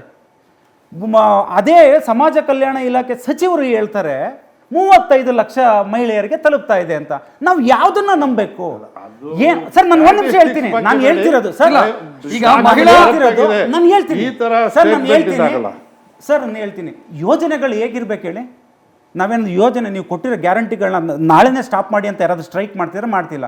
1,35,00,000 ಮಹಿಳೆಯರಿಗೆ ಸಿಗ್ತಿದೆ ಅಂದ್ರೆ ನಾವು ಖುಷಿ ಪಡ್ತೀವಿ, ಕೊಡಿ. ಏನಕ್ಕೆ ಟೆಕ್ನಿಕಲಿ ನೀವು ಎರರಾಗಬೇಕು? ನಾವು ಯಾವ ಮಟ್ಟದಲ್ಲಿ ಬೆಳೆದಿದ್ದೀವಿ, ಮುಂದೆ ಇಂಡಿಯಾ ಯಾವ ಮಟ್ಟದಲ್ಲಿದೆ? ಕರ್ನಾಟಕದಲ್ಲಿ ಕೂತಿರೋಂಥ ಇಂಜಿನಿಯರ್ಸ್ಗಳು ಅಮೆರಿಕನ ಉದ್ಧಾರ ಮಾಡ್ತಿದ್ರು, ಅಲ್ಲಿಗೆ ನಮ್ಮ ರಾಜ್ಯ ಉದ್ಧಾರ ಮಾಡ್ಕೊಳಕ್ಕಾಗದಿರೋಷ್ಟು ಶಕ್ತಿಯಿಂದ ನಮ್ಮ ಸರ್ಕಾರ. ನಾನು ಕೇಳೋದಿಷ್ಟೇ ಸರ್, ಅಭಿವೃದ್ಧಿ ಆಗಬೇಕು, ನೀವು ಅಭಿವೃದ್ಧಿಗೆ ಒತ್ತು ಕೊಡಿ. ಇವತ್ತು ನೀವು 2,000 ರೂಪಾಯಿ ಕೊಟ್ಬಿಟ್ಟು ಬದುಕಿಸ್ತಿದ್ದೀನಿ ಅಂದರೆ ಇನ್ನು 5 ವರ್ಷ ಆದಮೇಲೆ ಕಾಂಗ್ರೆಸ್ ಬರಲಿ, ಇಲ್ಲ BJP ಬರಲಿ, JDS ಬರಲಿ, ನಾವು ಕೆಲವೊಮ್ಮೆ ರಾಜಕೀಯನ ಬಿಟ್ಟು ಮಾತಾಡಬೇಕು. ಮಾತನಾಡೋಣ. ನಾನು ಶಿವಶಂಕರ್ ಸರ್, ಅದು ದೂರದೃಷ್ಟಿಯ ವಿಚಾರಕ್ಕೆ ಸಂಬಂಧಿಸಿದಂತೆ ನನಗೆ ನಿಮ್ಮ ಒಪಿನಿಯನ್ ಒಪಿನಿಯನ್ನ ಅಗತ್ಯ ಇದೆ. ಎರಡು ರೀತಿಯ ಅಭಿಪ್ರಾಯ. ಒಂದು, ರೇವಣ್ಣ ಅವರ ಅಭಿಪ್ರಾಯ ಯಾವುದು ಅಂತಂದ್ರೆ ಜನರಿಗೆ ಕೊಟ್ಟಂತ ದುಡ್ಡು ಜನರ ಅಭಿವೃದ್ಧಿಗೆ ವಿನಿಯೋಗ ಆಗತ್ತೆ ಅಂತ. ಕಾಂಗ್ರೆಸ್, ಬಿಜೆಪಿ ಮತ್ತು JDS ನ ಪಾಯಿಂಟ್ ಆಫ್ ಆರ್ಗ್ಯುಮೆಂಟ್ ಇರೋದು ಇಷ್ಟೇ, ದೂರದೃಷ್ಟಿ ಇಲ್ಲ ಈ ಗ್ಯಾರಂಟಿಗಳಲ್ಲಿ. ಕೊಟ್ಟ ದುಡ್ಡು ಖರ್ಚು ಮಾಡ್ತಾರೆ ಬಿಟ್ರೆ ದೇಶದ ಅಭಿವೃದ್ಧಿ ಎಲ್ಲಾಗತ್ತೆ. ಲೋಕಸಭೆ ಅಂತ ಬಂದಾಗ ದೇಶದ ಅಭಿವೃದ್ಧಿ ಅಂತ ಯೋಚನೆನಾ, ತನ್ನ ಅಭಿವೃದ್ಧಿ ಎನ್ನುವಂತ ಯೋಚನೆನಾ, ಯಾವುದು ಮುಖ್ಯ ಆಗತ್ತೆ ಸರ್? ರಕ್ಷಿತ್, ಈಗ ಗ್ಯಾರಂಟಿ ಸ್ಕೀಮ್ಸ್ ಬಂದಾಗ ಅದರ ಪ್ರಿನ್ಸಿಪಲ್ಸ್ ಅಂದ್ರೆ ಬೇಸಿಕ್ ಪ್ರಿನ್ಸಿಪಲ್ ಅವ್ರೇನ್ ಹೇಳ್ತಾರೆ, ಯೂನಿವರ್ಸಲ್ ಬೇಸಿಕ್ ಇನ್ಕಮ್ ಅಂತ. ಬಹಳ ಒಳ್ಳೆ ವಿಚಾರ ಅದು. ಅಂದ್ರೆ ಆರ್ಥಿಕತೆಯಲ್ಲಿ, ಅರ್ಥಶಾಸ್ತ್ರದಲ್ಲಿ ಬಹಳ ಒಳ್ಳೆ ಒಂದು ಕಾನ್ಸೆಪ್ಟ್ ಅದು. ಅಂದ್ರೆ ಗ್ಯಾರಂಟಿಯ ಪರಿಕಲ್ಪನೆ ಏನ್ ಹೇಳುತ್ತೆ ಅಂದ್ರೆ, ಗ್ಯಾರಂಟಿ ಸ್ಕೀಮ್ ನ ಪರಿಕಲ್ಪನೆ ಜನಗಳ ಕೈನಲ್ಲಿ ಹಣ ಇರೋ ಹಾಗೆ ಮಾಡ್ಬೇಕು. ಜನಗಳ ಕೈನಲ್ಲಿ, ಜನಗಳ ಪಾಕೆಟ್ ನಲ್ಲಿ ಹಣ ಇರೋ ಹಾಗೆ ಮಾಡಿದ್ರೆ ಅದು ಕನ್ಸಂಪ್ಷನ್ ಹೆಚ್ಚಾಗುತ್ತೆ. ಆ ಹಣವನ್ನು ಅವರು ವಿನಿಯೋಗಿಸ್ತಾರೆ. ಆ ವಿನಿಯೋಗಿಸುವಾಗ ಇಟ್ ಕಿಕ್ ಸ್ಟಾರ್ಟ್ಸ್ ಎಕಾನಮಿ. ಸರ್ಕಾರದ ಖಜಾನೆಗೂ ಹಣ ಬರುತ್ತೆ, ಜನಗಳಲ್ಲೂ ಕೂಡ ಒಂದು ಹಣ ಇದ್ದಂಗೆ ಆಗುತ್ತೆ. ಒಂದ್ ರೀತಿಯಲ್ಲಿ ಬಡತನದ ನಿವಾರಣೆ ಆಗುತ್ತೆ. ಅದು ಬಹಳ ಒಳ್ಳೆ ಆಲೋಚನೆ, ಅದನ್ನ ನಾನು ಒಪ್ತೀನಿ. ಆತರ ಜನಗಳ ಕೈನಲ್ಲಿ ಹಣ ಇರೋ ಹಾಗೆ ಮಾಡೋದಾದ್ರೆ ಹೇಗ್ ಮಾಡ್ಬೋದು? ಅದು ಜನಗಳಿಗೆ ದುಡ್ಡು ಕೊಡೋದ್ರ ಮೂಲಕನಾ, ಅಥವಾ ಜನಗಳ ಹಣ ಅವ್ರ ಹತ್ರನೇ ಉಳಿಯೋ ತರ ಮಾಡೋದ್ರ ಮೂಲಕನಾ? ಉದಾಹರಣೆಗೆ ಗೃಹ ಜ್ಯೋತಿ ಅಂತ ಅನ್ಕೊಳ್ಳೋಣ. ಗೃಹ ಜ್ಯೋತಿ ಸ್ಕೀಮ್ ಏನು, 200 ಯೂನಿಟ್ ವರೆಗೂ ನಾವು ಫ್ರೀ ಕೊಡ್ತೀವಿ ಅಂತ. ಆದರೆ ಅದೇ ಇದು ವಿದ್ಯುತ್ಗೆ, ಅಂದ್ರೆ ವಿದ್ಯುತ್ ಶಕ್ತಿಗೆ 9% ಎಲೆಕ್ಟ್ರಿಸಿಟಿ ಬಿಲ್ ಇದೆಯಾ, ಇದು ಟ್ಯಾಕ್ಸ್ ಇದೆಯಲ್ಲ, ಅಂದ್ರೆ ವಿದ್ಯುತ್ ತೆರಿಗೆ ಇದೆಯಲ್ಲ, ಅದಕ್ಕೇನ್ ಸಮರ್ಥನೆ? ಜನ ಏನ್ ಕೇಳ್ತಾ ಇದ್ರು, ನಮ್ಗೆ ವಿದ್ಯುತ್ ತೆರಿಗೆಯನ್ನ ಕಮ್ಮಿ ಮಾಡಿ. ಈಗ ನಿಮಗೆ 9% ಎಲೆಕ್ಟ್ರಿಸಿಟಿ ಟ್ಯಾಕ್ಸ್ ಇದೆ, ಅಂದ್ರೆ ವಿದ್ಯುತ್ ತೆರಿಗೆ ಇದೆ, ಅದನ್ನ 3% ಗಾದ್ರೂ ಇಳಿಸಿ ಅಂತ ಹೇಳಿದ್ರೆ 0 ಮಾಡಿ ಅದನ್ನ. ಅವಾಗ ಅವರ ಹಣ ಅವ್ರ ಹತ್ರ ಉಳಿಯುತ್ತೆ. ನೀವು ತೆರಿಗೆಯನ್ನ ಕಲೆಕ್ಟ್ ಮಾಡ್ಬಿಟ್ಟು ಅವ್ರ ಹಣನ ನೀವು ಅವ್ರಿಗೆ ವಾಪಸ್ ಕೊಡೋದಾದ್ರೆ, ದಾನ ಮಾಡೋ ತರ ಮಾಡಿ, ಅದ್ರಲ್ಲಿ ನಾವು ನೋಡಿ ನಾವು ಮಾಡ್ತಾ ಇದೀವಿ ಅಂತ ಹೇಳಿ ಎಲೆಕ್ಷನ್ ಇದನ್ನು ಡಿವಿಡೆಂಡ್ಸ್ ಅನ್ನ ಪಡ್ಕೊಳ್ಳುವಂತದ್ದು, ಅದು ರಾಜಕೀಯ ಪ್ರೇರಿತ ಆಗುತ್ತೆ. ಇದ್ರ ಬಗ್ಗೆ ಯೋಚನೆ ಮಾಡ್ಬೇಕಲ್ವೇ? ಒಂದು. ಎರಡನೇದು, ಜನಗಳ ಹತ್ರ ಹಣ ಇರುವಾಗ ಮಾಡ್ಬೇಕು ಅಂತಂದ್ರೆ ಸರ್ಕಾರದಲ್ಲಿ ದುಂದು ವೆಚ್ಚ ಕಮ್ಮಿ ಆಗ್ಬೇಕು, ಜನಗಳ ತೆರಿಗೆಯ ಹಣವನ್ನ ಸರಿಯಾದ ರೀತಿಯಲ್ಲಿ ವಿನಿಯೋಗ ಮಾಡ್ಬೇಕು ಅನ್ನೋದಿದೆ. ಇಂಥ ಸಮಯದಲ್ಲಿ ಗ್ಯಾರಂಟಿ ಸ್ಕೀಮ್ ಮಾಡಿದ್ದೀರಾ, ಅದಕ್ಕೆ 58,000 ಕೋಟಿ ವಿನಿಯೋಗಿಸ್ತಾ ಇದ್ದೀರಾ. ಅದ್ರ ಮೇಲೆ ಅದನ್ನ ಅನುಷ್ಠಾನ ಮಾಡೋದಕ್ಕೆ ಈ ಗ್ಯಾರಂಟಿ ಅನುಷ್ಠಾನ ಸಮಿತಿ ಅಂತ ಮಾಡಿದ್ದೀರಾ, ಅಂದ್ರೆ ಪ್ರಾಧಿಕಾರ ಅಂತ ಮಾಡಿದ್ದೀರಲ್ಲ, ಅದಕ್ಕೆ ಏನಾದ್ರೂ ಸಮರ್ಥನೆ ಇದೆಯಾ? ಅದರ ಪ್ರಾಧಿಕಾರದ ಚೇರ್ಮನ್ ಇವತ್ತು ನಮ್ಮ ಮುಂದೆ ಬಂದಿದ್ದಾರೆ. ಬಹಳ ಒಳ್ಳೆ ವಿಚಾರ ಅದು. ಎಚ್.ಎಂ. ರೇವಣ್ಣ ಅವರಿಗೆ ಈ ಪ್ರಶ್ನೆ ನಾವು ಕೇಳಬೇಕಾಗುತ್ತೆ. ಇದಕ್ಕೆ ಏನ್ ಸಮರ್ಥನೆ ಇದೆ? ಈಗ ಏನಂತ ಅವ್ರಿಗೆ ಕ್ಯಾಬಿನೆಟ್ ರ್ಯಾಂಕ್ ಬೇರೆ ಕೊಟ್ಟಿದ್ದಾರೆ. ಈಗ ಕ್ಯಾಬಿನೆಟ್ ಅಂದ್ರೆ ಏನು, 15% ಆಫ್ ದಿ ಅಸೆಂಬ್ಲಿ ಸೈಜ್ ಇರಬೇಕು ಅಂತ. ಅದ್ರ ಪ್ರಕಾರ 34 ಜನಕ್ಕಿಂತ ಜಾಸ್ತಿ ಜನ ಮಿನಿಸ್ಟ್ರಿಗಳು ಇರೋ ಹಾಗಿಲ್ಲ ಕರ್ನಾಟಕದಲ್ಲಿ. ಇವತ್ತು ಏನಾಗಿದ್ದಾರೆ, ಹಿಂಬಾಗಿಲನ್ನು ಪ್ರವೇಶ ಮಾಡಿ ಸುಮಾರು 90 ಜನಕ್ಕೆ ಕ್ಯಾಬಿನೆಟ್ ರ್ಯಾಂಕ್ ಇದೆ. ಬರೀ ಕ್ಯಾಬಿನೆಟ್ ರ್ಯಾಂಕ್ ತಗೊಂಡು ಸುಮ್ಮನೆ ಇರ್ತಾರ? ಅದಕ್ಕೆ ಸಂಬಳ, ಸಾರಿಗೆ, ವೇತನ, ಇವ್ರಿಗೆ ಕಚೇರಿ, ಇದೆಲ್ಲ.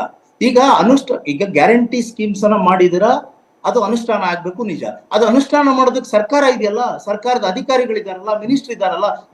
ಈ ಗ್ಯಾರಂಟಿ ಪ್ರಾಧಿಕಾರದ ಅವಶ್ಯಕತೆ ಏನಿತ್ತು? ಬರೀ ಪ್ರಾಧಿಕಾರ ಅಂದ್ರೆ ಒಂದೇನಾ? ಪ್ರಾಧಿಕಾರದ ಚೇರ್ಮನ್ ಒಬ್ರು, ಅದಕ್ಕೆ 4-6 ಜನ ಇದು ವೈಸ್ ಚೇರ್ಮನ್ಗಳು, 30 ಜನ ಮೆಂಬರ್ಗಳು. ಅದು ರಾಜ್ಯದ ಮಟ್ಟದಲ್ಲಾಯ್ತು. ಇನ್ನು ಜಿಲ್ಲೆಗೊಂದು ಸಮಿತಿ, ತಾಲೂಕುಗೊಂದು ಸಮಿತಿ, 100 ಜನ ಇವರನ್ನ ಇದು ಗ್ಯಾರಂಟಿ ಕಮಿಟಿಗಳಿಗೆ ನೇಮಕ ಮಾಡ್ಕೊಂಡ್ಬಿಟ್ಟು ಸರ್ಕಾರಿ ವೆಚ್ಚದಲ್ಲಿ ಅವ್ರನ್ನೆಲ್ಲ ಗ್ಯಾರಂಟಿ ಪ್ರಚಾರಕ್ಕೆ ಬಿಟ್ಟಿದ್ದಾರೆ. ಅದು ಚುನಾವಣಾ ಪ್ರಚಾರ ಆಗಿದೆ. ಇದು ಯಾವ ರೀತಿಯಾದ ಸಮರ್ಥನೆ ಆಗುತ್ತೆ ಅಂದ್ರೆ, ಜನಗಳ ಹಣದಲ್ಲಿ, ಸರ್ಕಾರದ ಹಣದಲ್ಲಿ ಲೋಕಸಭಾ ಚುನಾವಣೆಯ ಪ್ರಚಾರ ಆದಂಗಾಗ್ಲಿಲ್ವೇ? ಇದು ಉತ್ತರ ಕೊಡ್ಲಿ. ಒಂದ್ ನಿಮಿಷ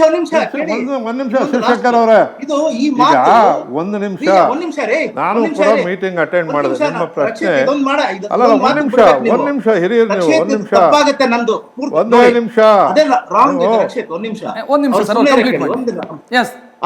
ಅದು ಇಷ್ಟೇ ಅಲ್ಲ, ಇದನ್ನ ಈ ಗ್ಯಾರಂಟಿ ಅನುಷ್ಠಾನದ ಹೆಸರಿನಲ್ಲಿ ಚುನಾವಣಾ ಪ್ರಚಾರ ಮಾಡ್ತಾ ಇರೋದು ಕಾಂಗ್ರೆಸ್ ಮಾತ್ರ ಅಲ್ಲ.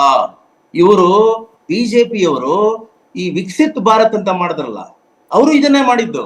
ವಿಕಸಿತ್ ಭಾರತ್ ಅನ್ನೋ ಹೆಸರಿನಲ್ಲಿ ಸರ್ಕಾರದ ವೆಚ್ಚದಲ್ಲಿ ಬಿಜೆಪಿಯ ಚುನಾವಣಾ ಪ್ರಚಾರ ಮಾಡಿದ್ರು. ಅವರು 150 ದಿನ ಮಾಡಿದ್ರು, ಇವರು ಅದನ್ನೇ ಮಾಡ್ತಾ ಇದ್ದಾರೆ. ಇಲ್ಲಿ ನಮಗೆ ಗ್ಯಾರಂಟಿ ಸ್ಕೀಮ್ ಬಗ್ಗೆ ಇರುವಂತದ್ದು, ಗ್ಯಾರಂಟಿ ಸ್ಕೀಮ್ಸ್ ಓಕೆ, ನೀವು ತೆರಿಗೆಯನ್ನ ಕಟ್ ಮಾಡಿ ಜನಗಳ ಹತ್ರ ಹಣ ಇರೋ ತರ ಮಾಡ್ಬೇಕಾಯ್ತು ಒಂದು. ಆಮೇಲೆ ಈ ಗ್ಯಾರಂಟಿ ಅನುಷ್ಠಾನದ ಸಮಿತಿಗಳಿದೆಯಲ್ಲ, ಪ್ರಾಧಿಕಾರ, ಇದು ದುಂದು ವೆಚ್ಚ ಮತ್ತೇನಂತಂದ್ರೆ ಎಚ್.ಎಂ. ರೇವಣ್ಣ ಅವ್ರು ಕೇಳಿ ಅವ್ರಿಗೆ ಅವ್ರ ಸಂಬಳ ಸಾರಿಗೆ ಎಷ್ಟು ಬಂತು, ಎಲ್ಲಿ ಅವ್ರಿಗೆ ಇದು ಕಚೇರಿ ಕೊಟ್ಟಿದ್ದಾರೆ, ಅವ್ರಿಗೆ ಇದು ಇದನ್ನೆಲ್ಲ ಅದನ್ನ ಹೇಳಿ, ಅದಕ್ಕೇನೋ ಸಮರ್ಥನೆ ಇದೆಯಾ ಅಂತ. ಅದೇ ರೀತಿ ಎಸ್ ಸರ್ ಅವ್ರು ಉತ್ತರ ಕೊಡ್ತಾರೆ. ಎಚ್.ಎಂ. ರೇವಣ್ಣ ಒಂದೇ ನಿಮಿಷ, ಅವ್ರ ಉತ್ತರ ಅವರ ಸಮಯ. ಅದು ಅಪೂರ್ಣ ನನಗೆ ಉತ್ತರ ಇಲ್ಲ ಇಲ್ಲ ಅಶೋಕ್ ಅವ್ರೆ, ಈಗ ಪ್ರಶ್ನೆ ಇರೋದು ಎಚ್.ಎಂ. ರೇವಣ್ಣ ಅವರಿಗೆ, ನೀವು ಉತ್ತರ ಕೊಡಬೇಡಿ. ರೇವಣ್ಣ ಅವರು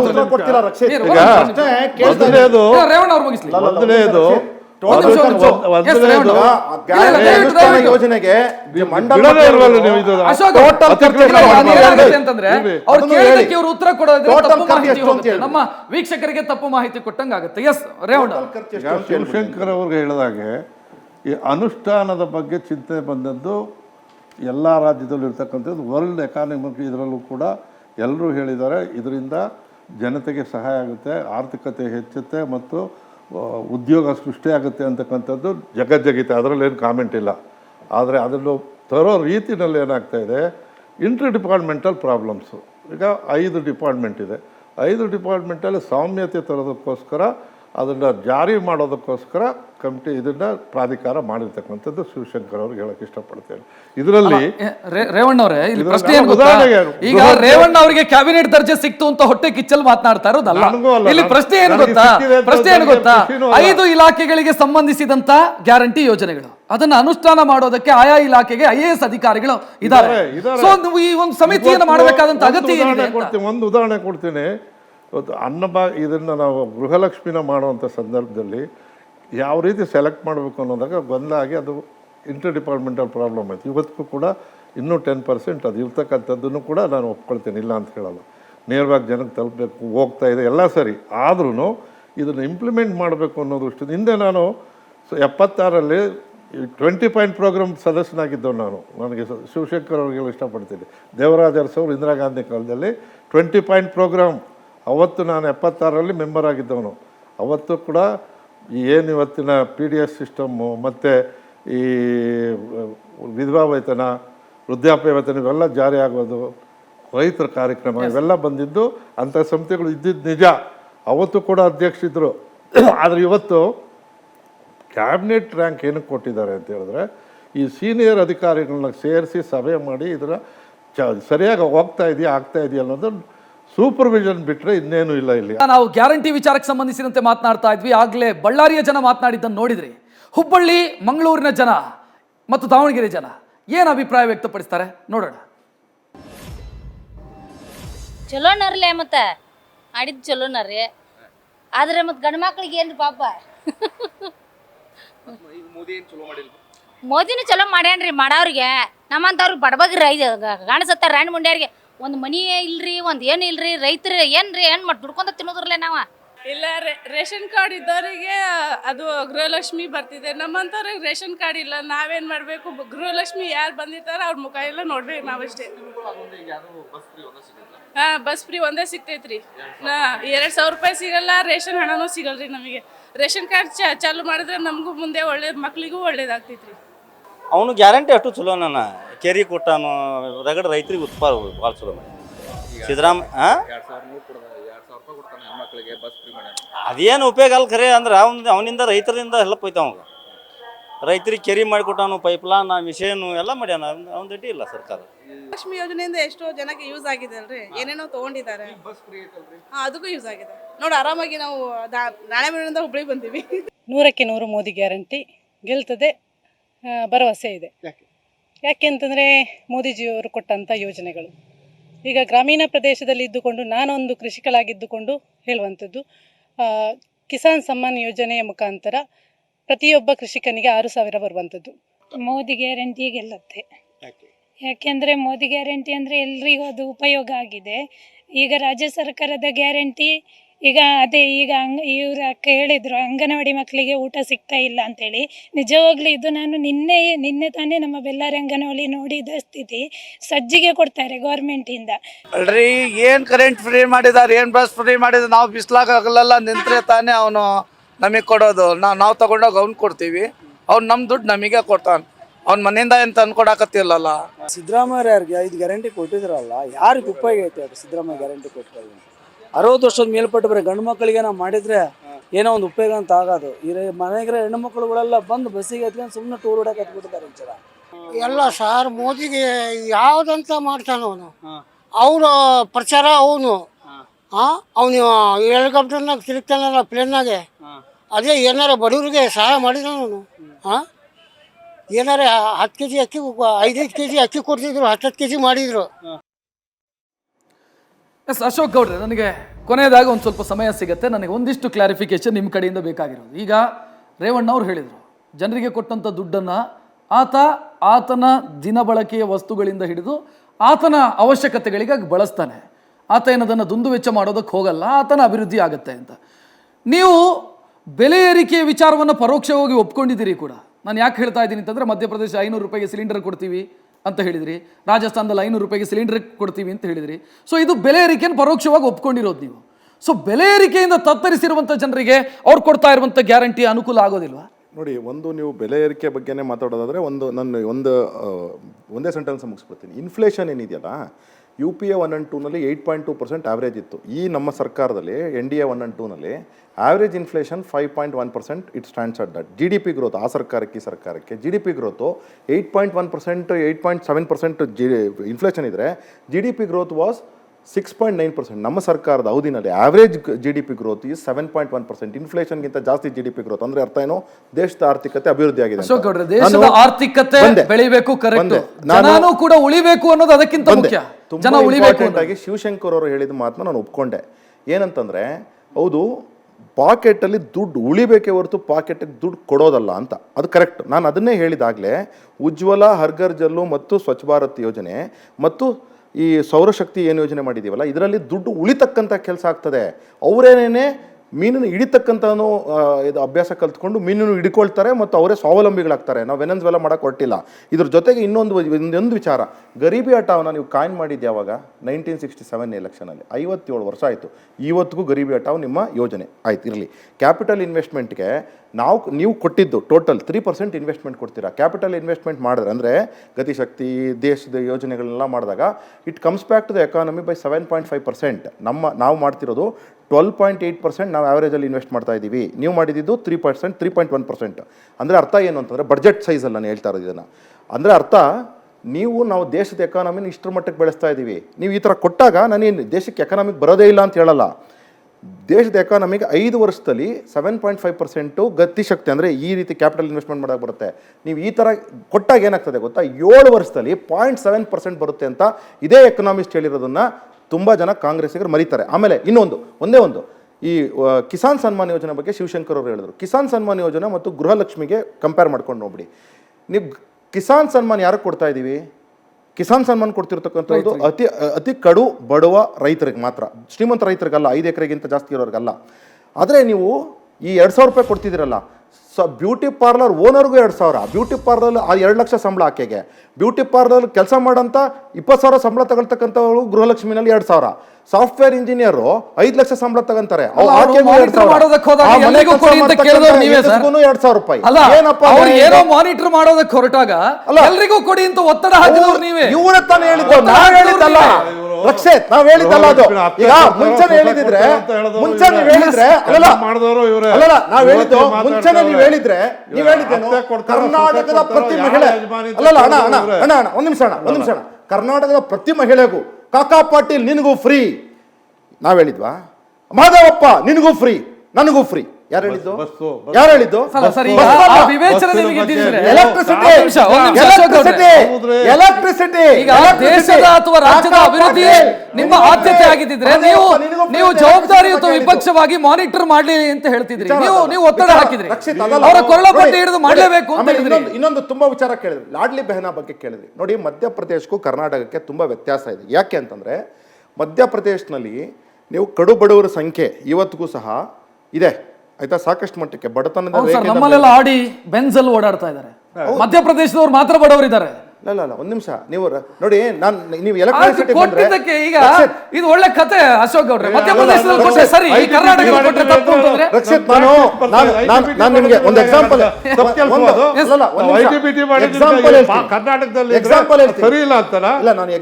ಮಾತಾಡ್ತೀರಾ ನೋಡಿ. ಕರ್ನಾಟಕದಲ್ಲಿ BPL ಕಾರ್ಡ್ ಹೋಲ್ಡರ್ಸು ಮತ್ತು ಬಡತನದ ರೇಖೆ ನೀವು ಕಂಪೇರ್ ಮಾಡ್ಕೊಂಡು ನೋಡಿ. 4.5 ಕೋಟಿ ಜನ ಬಡತನದ ರೇಖೆ ಅಂತ ಅಂದರೆ BPL ಕಾರ್ಡ್ ಹೋಲ್ಡರ್ಸು. ನಿಜವಾಗ್ಲೂ ಕರ್ನಾಟಕ ಅಷ್ಟು ಬಡತನದಲ್ಲಿದೆಯಾ? ನಾವು ಈಗ ನಿಮಗೂ ಗೊತ್ತು, ನನಗೂ ಗೊತ್ತು, ನಮ್ಮ ಸುತ್ತ ಇರ್ತಕ್ಕಂಥ 1 ಕೋಟಿ ವರಮಾನ ಇರ್ತಕ್ಕಂಥವನ ಹತ್ರ BPL ಕಾರ್ಡ್ ಇದೆ. ಅವನಿಗೆ ನಾವು ಹೇಳಿದಾಗ ಸರಿ ಮಾಡಿ ಅಂತ ಹೇಳ್ಬೇಕು, ಇದನ್ನು ಕೊಡಬೇಡಿ ಅಂತ ಕೊಡಬೇಡಿ ಅಂತ ಹೇಳ್ತಾ ಇಲ್ಲ. ಕೊಡಬೇಡಿ ಅಂತ ಹೇಳ್ತಾ ಇಲ್ಲ ರಕ್ಷಿತ್, ನಾನು ಕೊಡಬೇಡಿ ಅಂತ ಹೇಳ್ತಾ ಇಲ್ಲ. ಒಂದ್ ನಿಮಿಷ ಅಶೋಕ್ ಗೌಡ್ರೆ, ಏನ್ ಪ್ರಾಮಿಸ್ ಮಾಡಿಲ್ಲ ಅದನ್ನ ಮಾಡಿ. ಅಶೋಕ್ ಗೌಡ್ರೆ ಒಂದ್ ನಿಮಿಷ ಪ್ಲೀಸ್ ಪ್ಲೀಸ್ ಪ್ಲೀಸ್. 1967 ಇಂದ ಇವತ್ತು ಗರಿಬೇಟ ಅಲ್ಲ, 1967 ಇಂದ ಇವತ್ತು ಗರಿಬೇಟ. ಇರಿ ಒಂದ್ ನಿಮಿಷ ಅಶೋಕ್ ಗೌಡ್ರೆ, ನಿಮ್ಮ ಸಮಯ ಮುಗ್ದಿದೆ. ಎಸ್ ರೇವಣ್ಣ ಅವರೇ ಒಂದ್ ನಿಮಿಷ. ಅಶ್ವಿನ್ ಒಂದು ವ್ಯಾಲಿಡ್ ಪಾಯಿಂಟ್ ಅನ್ನು ರೈಸ್ ಮಾಡಿದ್ರು. ಅವ್ರು ಕೇಳ್ತಾರೆ ನೀವು ಕೊಡಿ, ಓಕೆ, ಕೊಡೋ ನೆಪದಲ್ಲಿ ಅಭಿವೃದ್ಧಿಗಳನ್ನ ಮರೀತಾ ಇದ್ದೀರಿ. ಒಂದಿಷ್ಟು ಹೇಳಿಕೆಗಳನ್ನ ಕೋಟ್ ಮಾಡಿದ್ರು ಅವರು. ನಾನು ಇನ್ನೊಂದು ಆಡ್ ಮಾಡ್ತೀನಿ. ನೀವು ಕರ್ನಾಟಕದಲ್ಲಿ ನಿಮಗೆ ಪಾಸಿಟಿವ್ ರೆಸ್ಪಾನ್ಸ್ ಸಿಕ್ತು ಅಂತ ನ್ಯಾಷನಲ್ ವೈಡ್ ಇದನ್ನೇ ಇಂಪ್ಲಿಮೆಂಟ್ ಮಾಡೋದಕ್ಕೆ ಹೊರಟಿದ್ದೀರಿ. ನ್ಯಾಯ್ ಅನ್ನುವಂಥ ಯೋಜನೆ ಮುಖಾಂತರ 1 ಲಕ್ಷ ಕೊಡ್ತೀವಿ ಅಂತ ಹೇಳ್ತಿದ್ದೀರಿ. ಬ್ಯಾಡ್ ಪ್ರಾಕ್ಟೀಸ್ ಅಲ್ವಾ ಇದು? ನೀವು ಮತ್ತೆ ಜನರ ದುಡ್ಡು ಕೊಡ್ತೀವಿ ಇದು ಓಟ್ ಸಿಗತ್ತೆ ಅಂತ ಅಲ್ಲ. ಆ ಪದ ಬ್ಯಾಡ್ ಪ್ರಾಕ್ಟೀಸ್ ಅನ್ನೋದಕ್ಕಿಂತ ಈಗ ನಾವು ಚುನಾವಣಾ ಪ್ರಣಾಳಿಕೆಯಲ್ಲಿ ಕೊಡ್ತಕ್ಕಂಥ ಸಮಯಗಳಲ್ಲಿ ನಾವು ಆಯಾ ಯೋಜನೆಗಳನ್ನು ಲೆಕ್ಕ ಹಾಕಿನೇ ಮಾಡಿರೋದು. ಅದು ಇಲ್ಲ ಅಂತ ನಾವು ಹೇಳೋದು. ನಮ್ಮ ಅರ್ಥಶಾಸ್ತ್ರಜ್ಞರು ಚರ್ಚೆ ಮಾಡಿದ್ದೀವಿ. ಅದು ಬೇರೆ. ಇವರೊಂದು ಮಾತು ಹೇಳಿದ್ರಲ್ಲ, ಇಲ್ಲಿ ಮಾತ್ರ ಬಡವರು ಇಲ್ಲ ಅನ್ನೋ ಮಾತಾಡ್ತಾರಲ್ಲ. ಹಾಗಾದ್ರೆ ಐ ಟಿ ಮಾಡಿ ರಾಷ್ಟ್ರಕ್ಕೆ ನಾವು ಟ್ಯಾಕ್ಸ್ ಕೊಡ್ತೀವಲ್ಲ, ಅದು ತಪ್ಪ. ಆಮೇಲೆ ಇದು ಇದ್ರದ್ದು ಹೇಳ್ತಾರೆ, ನಮ್ಮ ವಿದ್ಯುತ್ ಶಕ್ತಿ ರೇಟ್ ಜಾಸ್ತಿ ಮಾಡಿದ್ದಾರೆ ಅಂತ. ಅದು ಈಗಲೇ ಆಗೋದಲ್ಲ, ಅದು ವರ್ಷ ಪ್ರತಿ ಇದರಲ್ಲಿ ಹಾಗೆ ಆಗ್ತದೆ. ಇದು ಬೇರೆದಾದರೆ ಹೇಳ್ಬಿಡಿ, ಬಿಟ್ಬಿಡ್ತೀರಿ. ಬೇರೆದಾದರೆ ಇನ್ಫ್ಲೇಷನ್ನು, ಈ ಪವರು, ಅದಕ್ಕೆ ಒಂದು ಕಮಿಟಿ ಇದೆಯಲ್ಲ ಇದರಲ್ಲಿ, ಅದು 3 ವರ್ಷಕ್ಕೆ 4 ವರ್ಷಕ್ಕೆ ರೈಸ್ ಆಗುತ್ತೆ. ಅದು ತಾಕತ್ತಾಳೆ ಇವಾಗ ಈಗ ಬಂದ ತಕ್ಷಣ ಅದಕ್ಕೂ ಟ್ಯಾಲಿ ಮಾಡೋದಾ? ಅದೇ ತರ ಫೈನಾನ್ಸ್ ಕಮಿಷನ್ ಡೆವಲ್ಯೂಷನ್ ಡಿಸೈಡ್ ಮಾಡೋದು ಅವರು.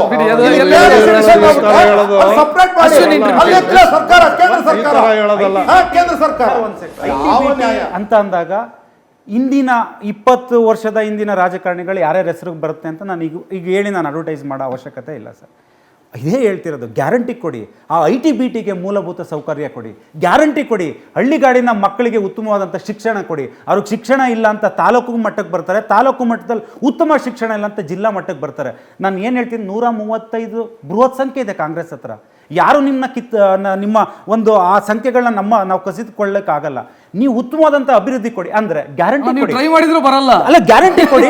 ವಿಶ್ವವಿದ್ಯಾನಿಲಯಗಳ ಕಟ್ಟಿ, ಗ್ಯಾರಂಟಿ ಕೊಡಿ. ಆಸ್ಪತ್ರೆಗಳನ್ನ ಕಟ್ಟಿ. ಸರ್ ಇವತ್ತಿಗೂ ಹೇಳ್ತೀನಿ,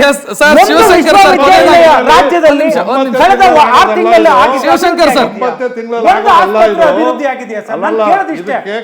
ಇವರು BV ಶಿವಶಂಕರ್ ರಾಷ್ಟ್ರದಲ್ಲಿ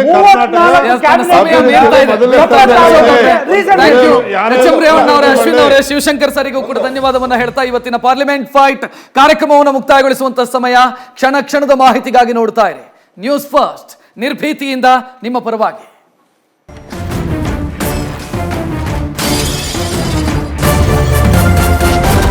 ನ್ಯೂಸ್ ಫಸ್ಟ್, ನಿರ್ಭೀತಿಯಿಂದ ನಿಮ್ಮ ಪರವಾಗಿ.